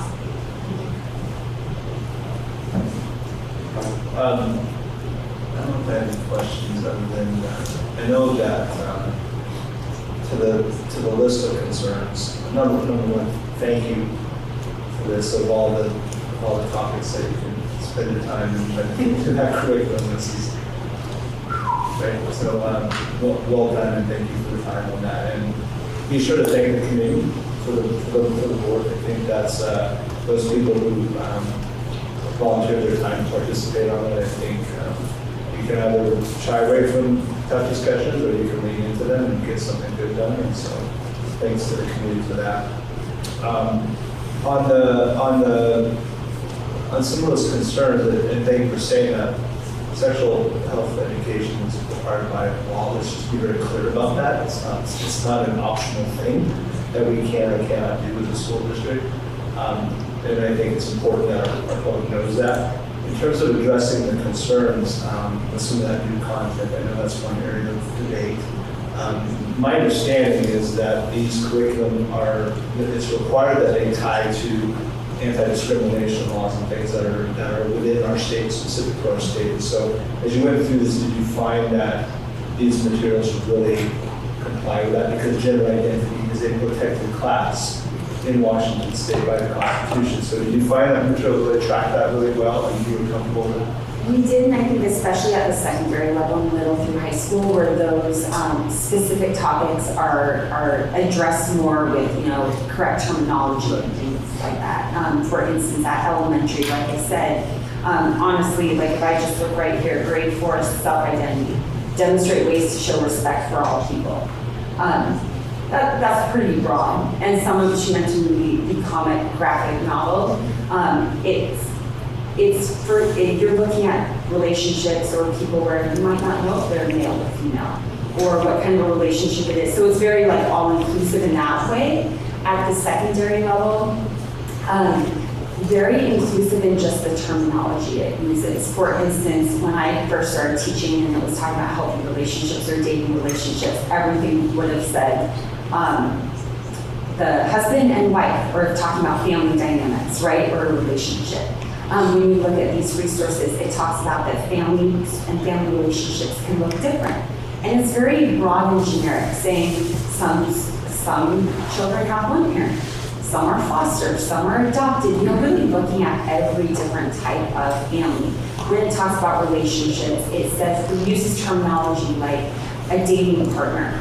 So again, it's not necessarily, I think there's some people that or misconception, I would say, of seeing something like sexuality is taught, that it's promoting or pushing that, when really it's just changing the language to be more inclusive of all. And we really felt that was one thing that stood out in regards to, as we were doing the scoring, we got to the equity scoring portion, that not only just the visuals of different families and different ethnicities and different relationships were all shown and described in a very inclusive way.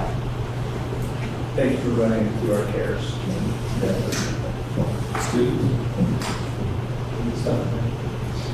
I just had a quick question. So with updating the curriculum and just making it more applicable to like modern day, as you're talking about, is that something that will be done like on a year-to-year basis, like making sure that it aligns with, like more modern like terminology and stuff like that? Is that something that happens more on like a consistent basis, or how does that kind of work? Well, our hope is that this exact process is year to year. I'll just be honest, because it's been about a year and a half going on right now. The hope is that, yes, as I would say, my opinion, and I'll turn to Dawn from Teaching and Learning to correct me if I'm wrong, when there's a need, whether it's a change in standards or in terminology that needs to be updated, or for resources outdated that needs to be updated, then I would assume that this process would continue to happen again. One thing that I think is pretty cool about the middle and high school curriculums is, because we're looking at the online thing, they will have it like, if we invest in the textbook, it's the way it is, right? Online, our licenses would be for 6 years for teacher access, so if they made edits or changes to become more relevant, those would already be reflected, which would be good. Thank you. I just shared a couple things that I wanted to again highlight, and I'm just really appreciative of what you mentioned this several times, Sarah. We thought about what's best for kids. We thought about what best aligned with their standards, things of that nature. I think grounding ourselves in that is tremendous and really helpful for our system, beneficial for our system. As I was peering through the materials, one of the things that I noticed, it was just a stark difference and a vast improvement over what I remember this topic of my schooling was the inclusion of really thoughtful and dedicated mental health conversations at particularly the upper levels. And just really thankful for that, given in terms that we've had and the fact that that's built into this type of curriculum. Just want to make sure that that was mentioned. One question that I had, you've talked about a number of things that I feel are result in an outcome that aligns with our equity goals and cares and the equity lens that we use when we're making decisions like this. And I'm wondering if there's any specific topics or highlights about that part of the process that maybe haven't been mentioned, something like that, or Dawn, or John.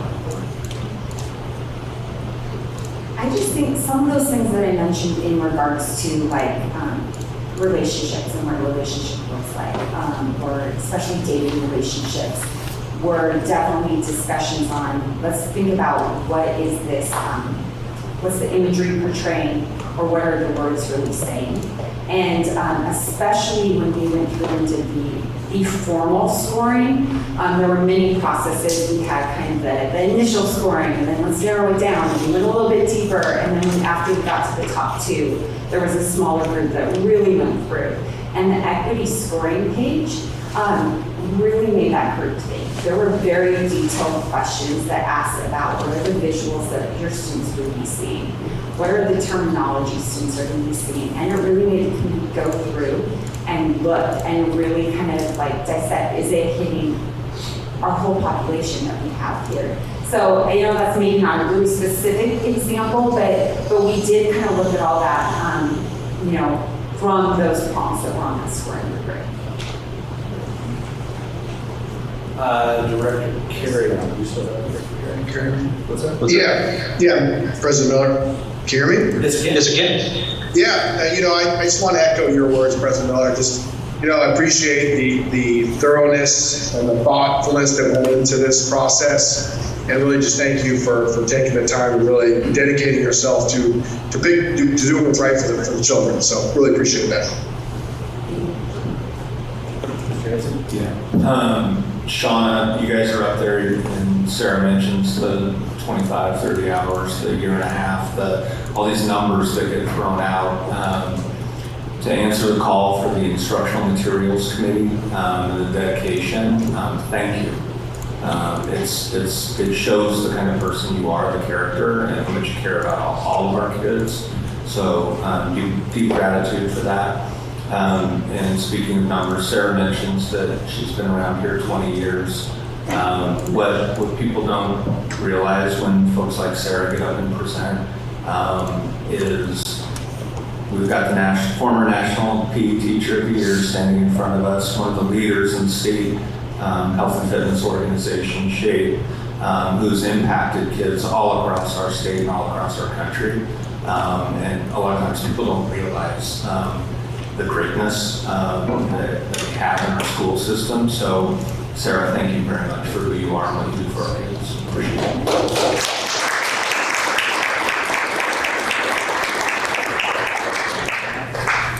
That's all you have. Thank you very, very much. And likewise, we still have a little ways to go, so no offense if you need to slip out. We are okay with that.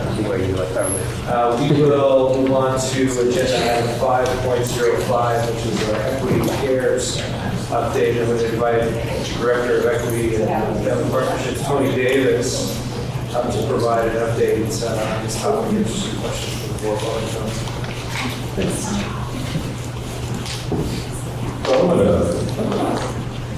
echo what we heard earlier, just thank you for the board that we have. We're appreciative of the work that you do, and I'm getting more and more used to this new role that I'm in, and a closer look and insight and what you do, and more importantly, the people that you are. So I just want to thank you for being here. I want you to get started with that. AJ, are you the human clicker?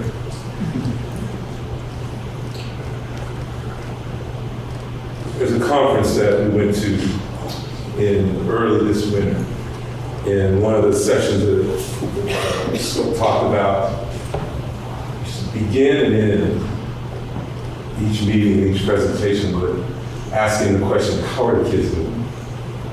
And this picture takes me back to that place.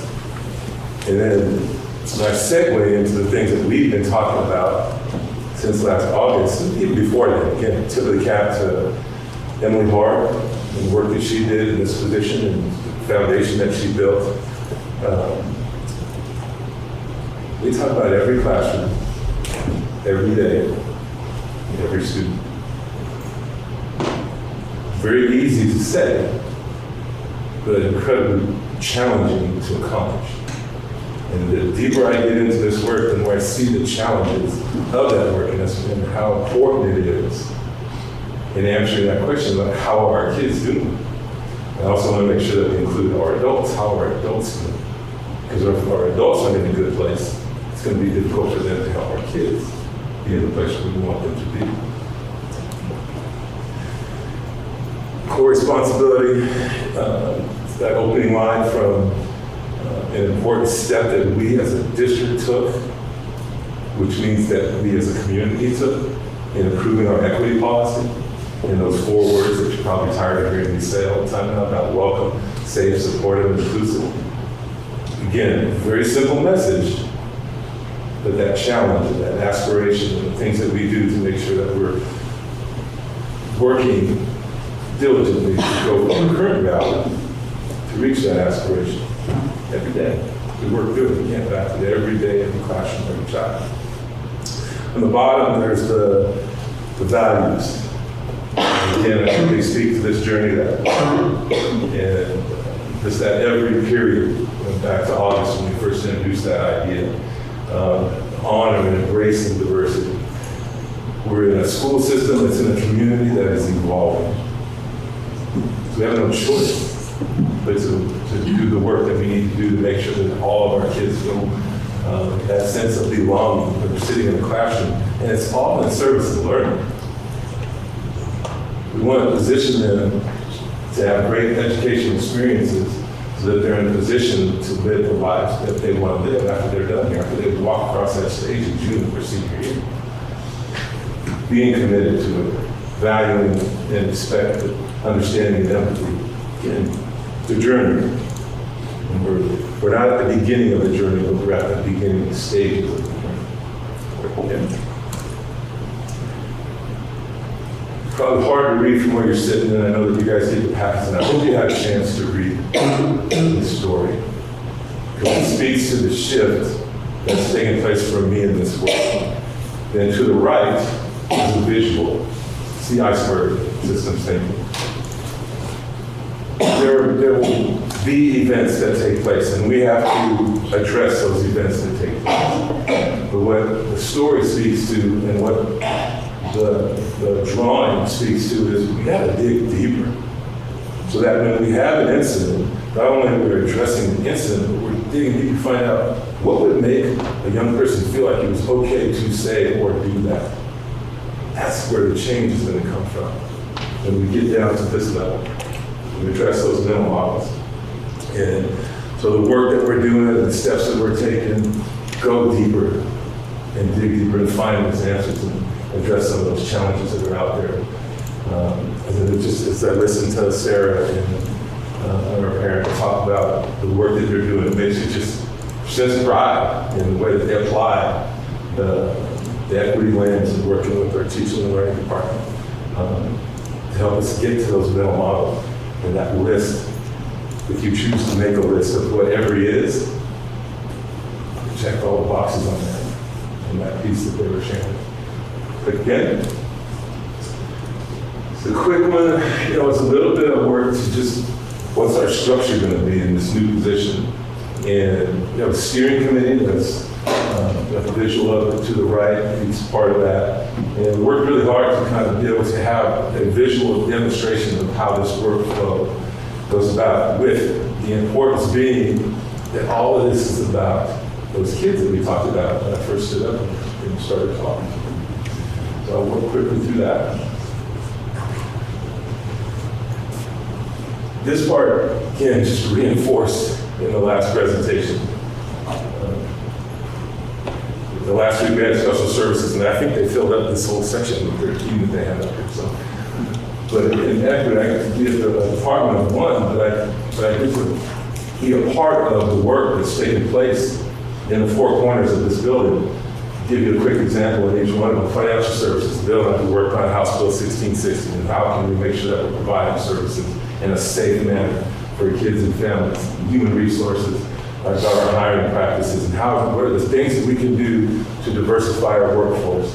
Talk about the teaching and learning department. I don't think I need to say anything about that. You just saw an example with the sexual health awareness, the sexual health curriculum, and the involvement that these guys, in the way that they've invited in the wins and the people who are applying those wins to our process, and really being intentional about selecting curriculum that allows students to see themselves in our materials. And it may not seem like a big thing, but it is. When our students can see themselves, it takes them to this next level, engagement-wise. And again, where we want to be in this journey. Social services. Just again, we heard Sarah talk about that last slide, about that intentionality about our sales students and our special needs students, including in that curriculum. And again, that access and that sense of belonging that's being built throughout this. And so the work that, again, Emily started with the equity lens and then the application. It's one thing to have a document. It's the next thing to apply that document, to make sure that document is being used in the decisions that we're making as a district as we work through things. Next steps is we have this PLC plus work that we're doing. We have every Friday we have this opportunity to not just talk equity, but make equity a part of who we are in those hour-long meetings and have them included. So some of the meetings that I sit in is a piece. We're not where we would like to be in terms of that becoming really fully ingrained in those Friday discussions that are taking place. But we can get better, we can work toward that. It's a conversation that Dawn and Nancy and I have been having about how do we fit, because when we look at our professional development calendar, how do we fit all those things that need to be in it and making sure that equity is a piece of those conversations as we work forward to our professional development. Our dashboard measures, some things that is over time that again, you get those different levels. Things that are just beginning, things that are in place, things that are well underway. Our culture fair and human library coming up in March. Just sat with the group today over at the high school as they're working on the planning for that. Talked about the hiring practices, the high expectations, opportunity to speak to, got a tremendous amount of survey data, but really heavily influenced by a book called Street Data. And what that book talks about is the data in the survey that you do will come up with one level of data, but the real stories come from when you sit down with students and you sit down with parents and you sit down with members of our community and listen to them tell their stories about what their experience is. I know at some point, Michael's going to ask me about what success looks like. And a piece of that is going to be the change and how those stories evolve from what were challenging experiences to what now are positive experiences. And again, it's a journey for us. We're not where we want to be, but we have a fairly clear picture of where we want to be, and now we're just continuing to work to get to that place. The partnerships piece, I'll touch on that again. We've got these volunteer positions with family support partners, FSPs, and we have 10 total. We have 2 at the high school and 1 at each of the other buildings, and those positions were created by, if you think back to that structure visual that was on the video, so we have the district equity team, the equity support team, and one of the subcommittees is the family engagement committee. And one of the things they created for us was the FSP position. And so their goal is to connect with families who are struggling, whether it's struggling with homelessness or getting food on the table, or just or as simple as having a difficult time connecting with this particular teacher from the company. So it's really very exciting to see what we're able to do in partnership with the family support partners. But more time. The connections with the CARES rules, again, it just touches on a lot of things that I've already spoken to within up here. One more time. And I'm doing what I talked about in the presentation. I'm going to end where I began. How are kids doing? If they're not where we want them to be, what are the things that we are committed to make sure that it's welcome, safe, supportive, and inclusive? I'll stop there.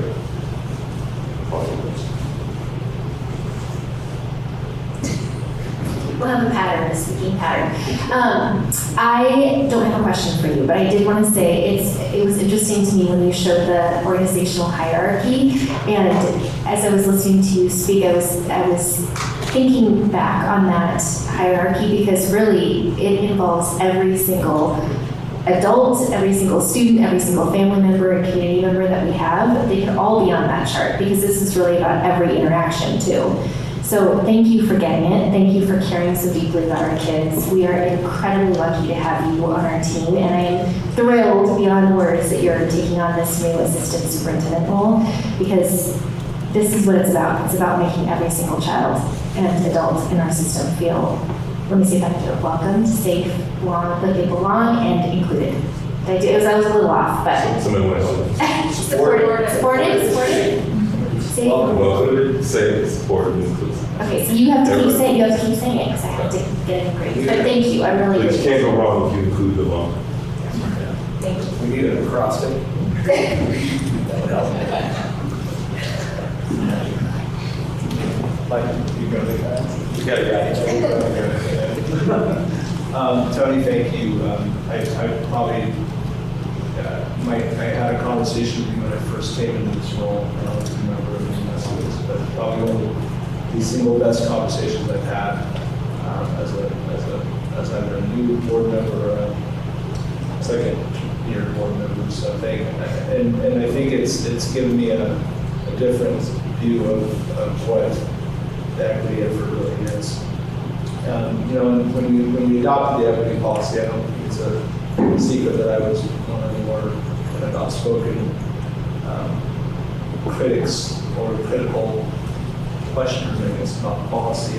I would say it was more questions than critical. Thank you. Fairness. I appreciate your guidance. And so I think there's things about it that I still that I understand, and you've helped me. You've helped me get there, and I think there's things that I still struggle with. And one, I'm looking at your deck, and I'm not critical of that. I'm just going away. But one slide out the deck is sort of the proud flesh story and sort of the systemic thinking. And I'm a big fan of systems thinking. Ask Mike. I always remember my cards, systems thinking. I always bring them wherever I go. I'm interested though. What has that line of thinking like revealed to you about our equity program? And I asked that with the most genuine interest in like what the result is as we think about mental models as they trail from behaviors that we see happen, how they boil down. What has that work revealed to you in the last since you've been here? It's created more questions than answers. Because the deeper that you dig, the more questions that you encounter. And again, probably the simplest way to think about it is an incident in my head that I prefer not to go into. But one of our young people reacted in a certain way where it was verbally attacking another student. So again, you address that incident. But where it comes into digging deeper is what would make that student feel like that was an okay thing to do? Complicated by the student best. This social media has given anonymity to some of these attacks that are out there. So when you're trying to trace down what is the root of where this came from, you have a hard time even finding the source as you go through it.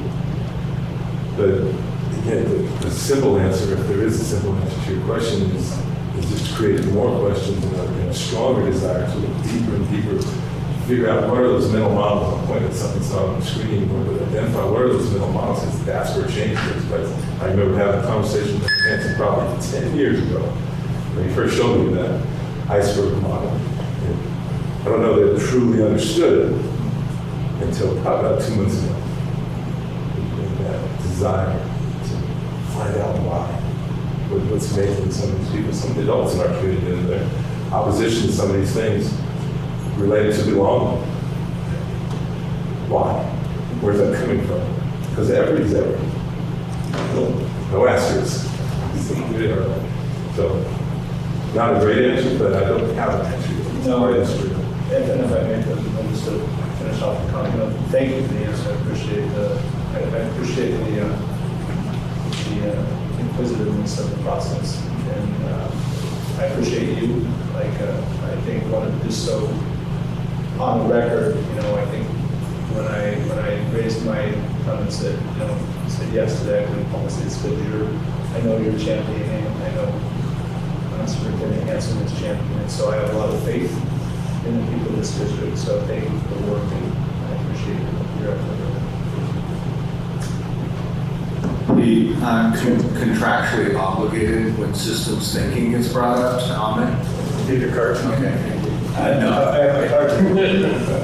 No, the part I just want to add, though, to add on to Tony with the iceberg model, there's another kind of alternate version referred to as a results pyramid that really gets at the piece that I know Tony and I have had conversations about, when you're really digging down on what's driving people's behaviors and why you get the outcomes that you get, and on the visual you put up when you get down to the mental models and the values and beliefs that people have. But then you dig one step deeper, which is what causes those, what drives mental models. And we certainly, I'm looking back at Don, been through a lot of trainings and a lot of sessions across the country around these things, and it really is about people's experiences. If you want to have an impact on someone's core beliefs, you have to change their experiences. And that's certainly a part of what we set out to do. The part I want to comment on, Tony, is the visual that you have, the PLC Plus.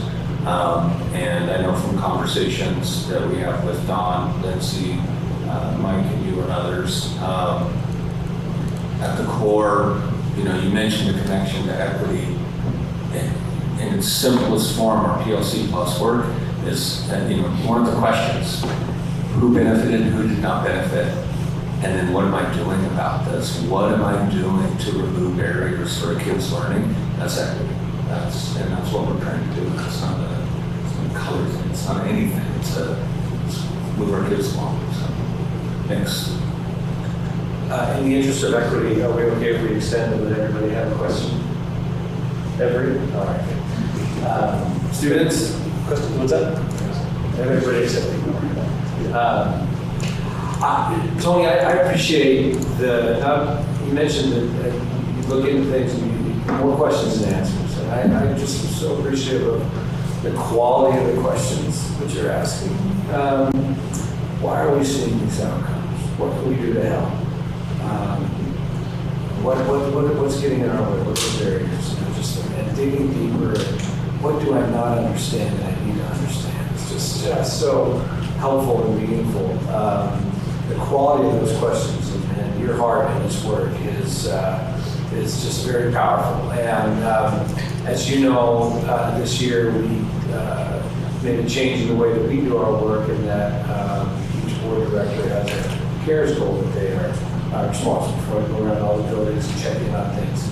I'm the equity person, and I'm going to underscore the word every building I've gone into. I'm so thankful for your help and support in understanding the trajectory of this work, to advise, to consult when issues come up that need help and understanding. The fact that you jump to task and help, and are so supportive of the building staff and communities and parents and students, most importantly, around this topic. So needed to say that tonight. I really appreciate what you do for our system and how you're helping us. Thank you. Director, carry on. Anything on this topic? I'm good, President Miller. Appreciate it. Appreciate all you've done, Tom. Thank you.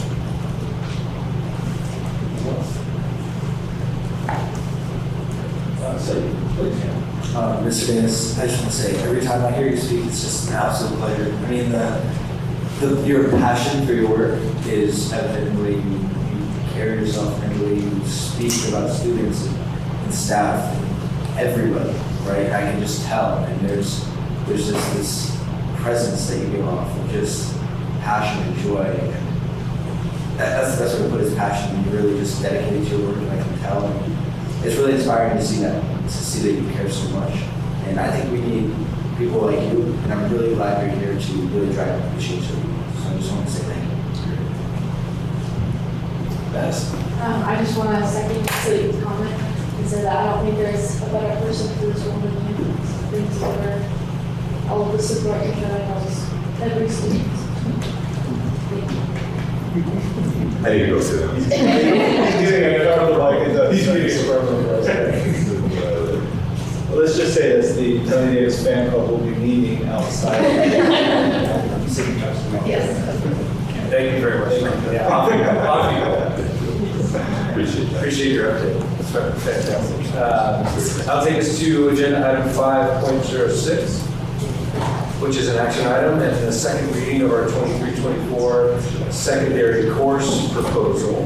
May I please have a motion to approve agenda item 5.06, the 23-24 secondary course proposal? I move to approve agenda item 5.06 after we do the second reading of the 2023 for secondary courses. Second. We'll move on to discussion, and Executive Director of Teaching, Lenny Duncan, to answer questions of the board. And I will just point out that the board will remember we saw this in the first reading for a course proposal at our last board meeting. We had some additional clarifying information that was provided in the materials. Dawn, do you have anything else to add and point out here for us? No, just that as some review of the middle school course catalog was being done with some eyes on, we recognize that there have been new curriculum put into place, and there was a review of the course descriptions, and it felt a little bit dated. And since we still had an opportunity to bring something to the board, we went ahead and made a decision that we wanted to have most up-to-date information for our students and our families, and so to go ahead and put that on. So you can see it's just revisions to language, so wanted that to continue. Thank you. Questions? Okay, I'll call for the vote. All in favor? Aye. Carry on? Yeah, right. Motion passes. 4-0. Thank you. That will take us to agenda item 5.07, which is another action item to approve our school site plans. Dawn didn't get very far. I figured I'd just hang in here. To answer questions for us, but I'll ask for a motion to approve agenda item 5.07, our school site plans. Glad we moved to approve agenda item 5.07, action to approve our school site. Second. Not anything to add for us here. I appreciative to both all of our teams and the people that our principals brought to come and speak with the board. Really appreciate the thoughtful comments and questions that all of our board members and superintendent provided to our teams. And I know that they're grateful for that interaction. I think you've heard a tiny bit from Sean tonight, really referencing that. And we're on a path of continuous improvement, and certainly Michael and I, and Pete, you also kind of reinforced some of the comments that Michael and I have been having connected to kind of that next iteration of our plans and how we continue to become a little bit more target driven, and then looking at progress towards those. So we'll have a next revolution. Any questions, comments? I just want to reinforce a little bit, but also say thanks to Don and Lindsay for all the work and leadership that they've done on this. And Don talks about the iterative process. Super excited about next steps as well. And our principals and our leadership teams are appreciating the entire process and being a part of it as it's come along. So.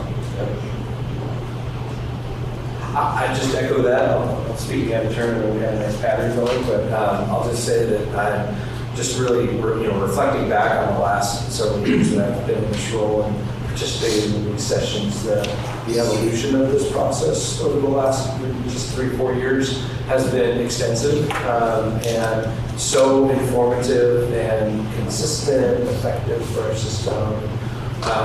Just been really helpful as a board member to understand where we are, where we're going, and those kinds of things. So I appreciate the support that you and your team have put into this process, and the outcomes that we're seeing are really positive. So thank you for that.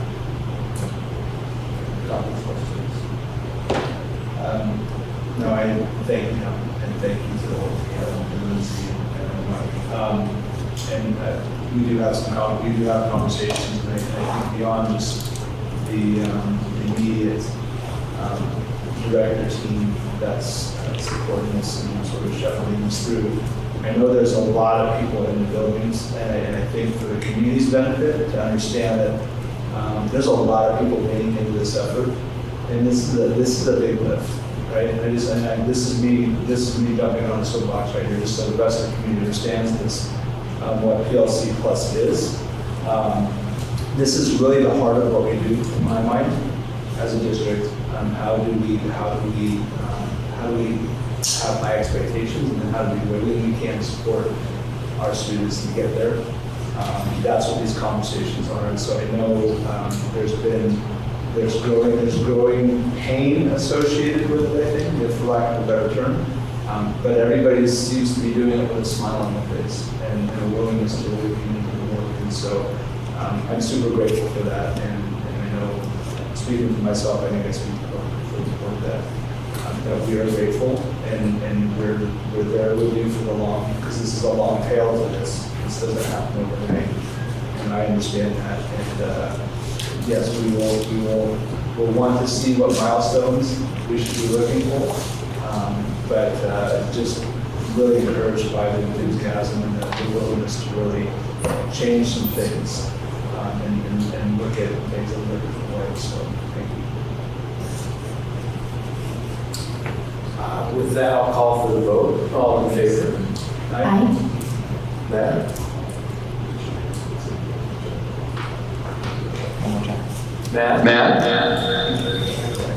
Yeah, can you hear me? Again. I can now. Okay, aye. Yeah, I said aye.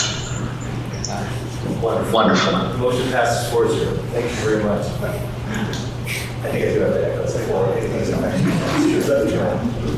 that'll take us to agenda item 5.08, the first reading of revised policy 2240, religious related activities or practices. And we're joined one more time by the Executive Director of Teaching and Learning, Don Wakely. Thank you again. To answer questions for the board, what do you have for us here? So this truly is just a very, very minor changes in words. There is nothing substantive connected to the changes on this particular WASDA policy. A little bit of swapping of words here and there, but really no changing content.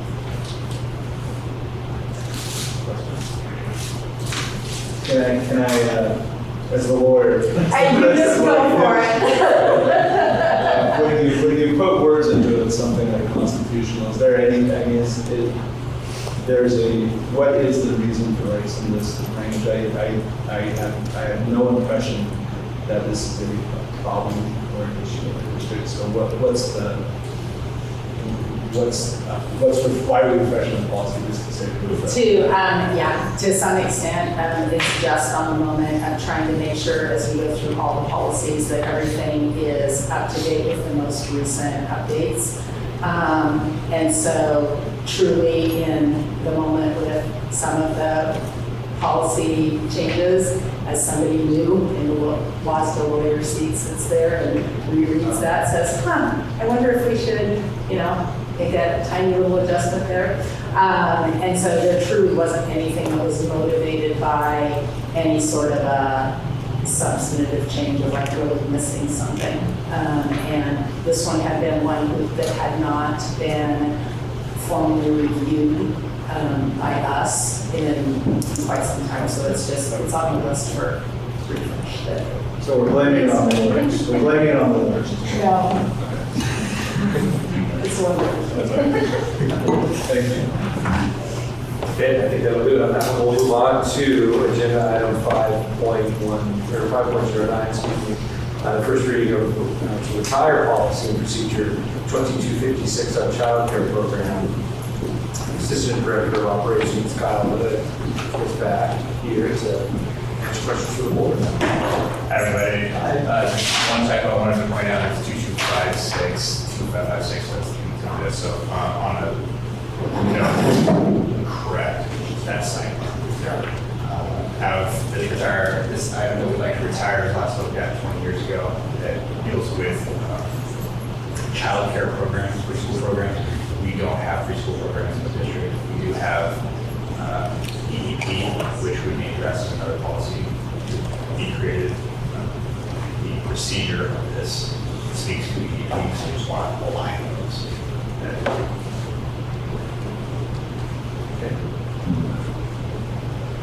As I recall, Kyle, this is not a Boston model policy. This was something that was created by Tahoma years ago. Right. My understanding is that even within the procedure is not necessarily not what we're doing. So to your point, a refresh and a rewrite is forthcoming. Yeah, as I looked at the procedure on that, it looked like DEP was trying to fit under this policy, and it just didn't work. The last time this was looked at was about 21 years ago. So, how'd you guys think? I appreciate you getting us speed and refreshed. That's great. We will move on to agenda item 5.10, our financial enrollment report. Chief Counsel Hernandez is making his way to the dais.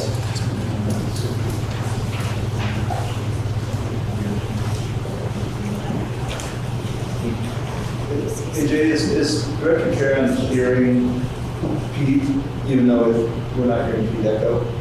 Yeah. He is, okay.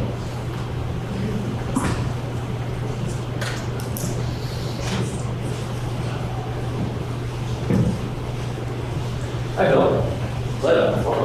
AJ, page 2, please. Thank you, sir. All right, so you look at the December revenue. Revenue finished at $11.5 million, bringing year-to-date revenue up to 46.8, or roughly 32% of the estimated annual revenue of $148.4 million. One thing I want to touch on specifically, December revenue finished $3.2 million higher than that of November. And so this is something that I touched on a little bit last month. This is almost entirely related to our apportionment allotment from the state. If you remember correctly, in November, we only received about 5% of our total annual apportionment allotment, whereas in December, it's 9%, which is almost exactly 3.2 million. So that's why we're seeing such a big increase month over month. Jumping over to the expenditure side of things, December expenditures finished at 12.2 million, but year-to-date expenditures of 48.8, which is roughly 31% of estimated annual expenditures, 159.4 million. So we're right on track with the expenditures, almost dead even. Expenditures finished about $435,000 under what we had budgeted, caused by two driving factors. The first being the winter break accelerated the payroll batch date, and therefore the cutoff date for staff to train services winter forms for their overtime work is then had to be transferred over to January, so you should see an increase in January because of that. The second driving factor was we had lower than expected classified sub extra hours and stipends because of our school closure back on December 1st. That's fair to say that it's not going to be cost savings, but rather just a timing difference because those hours will be worked at a later date, before you go to school. Any questions?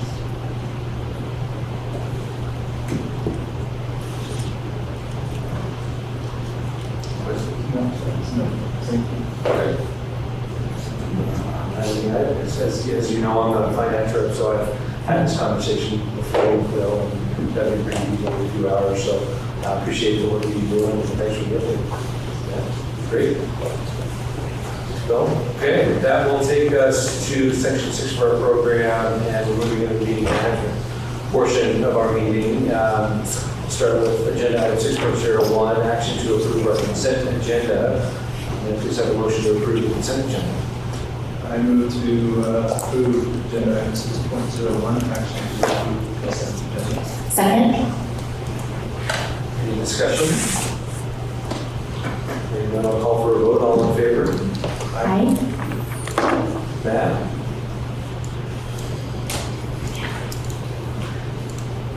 One more time, Matt. Okay, there's the double. Aye. Motion passes. Motion passes 4-0. Thank you very much. We'll move on to agenda item 6.02, action to approve our certificated personnel report. May I please have a motion to approve our certificated personnel report? I move to approve agenda item 6.02, action to approve certificated personnel report. Second? Any discussion? Discussion? All in favor? Aye. Aye. Motion passes 4-0 or 8-0, depending on how you count. On to agenda item 6.03, action to approve our classified personnel report. May I please have a motion to approve classified personnel report? Sure, I move to approve agenda item 6.03, action to approve classified personnel report as provided. Second? Discussion? I'll call for the vote. All in favor? Aye. Aye. Motion passes 4-0. Thank you. And we'll move on to agenda item 6.04, approval of our coach personnel report. And please have a motion to approve the coach personnel report. I move to approve agenda item 6.04, action to approve coach personnel report as revised. Second? First and a second. Do we have any discussion? Hearing none, I'll call for the vote. All in favor? Aye. Aye.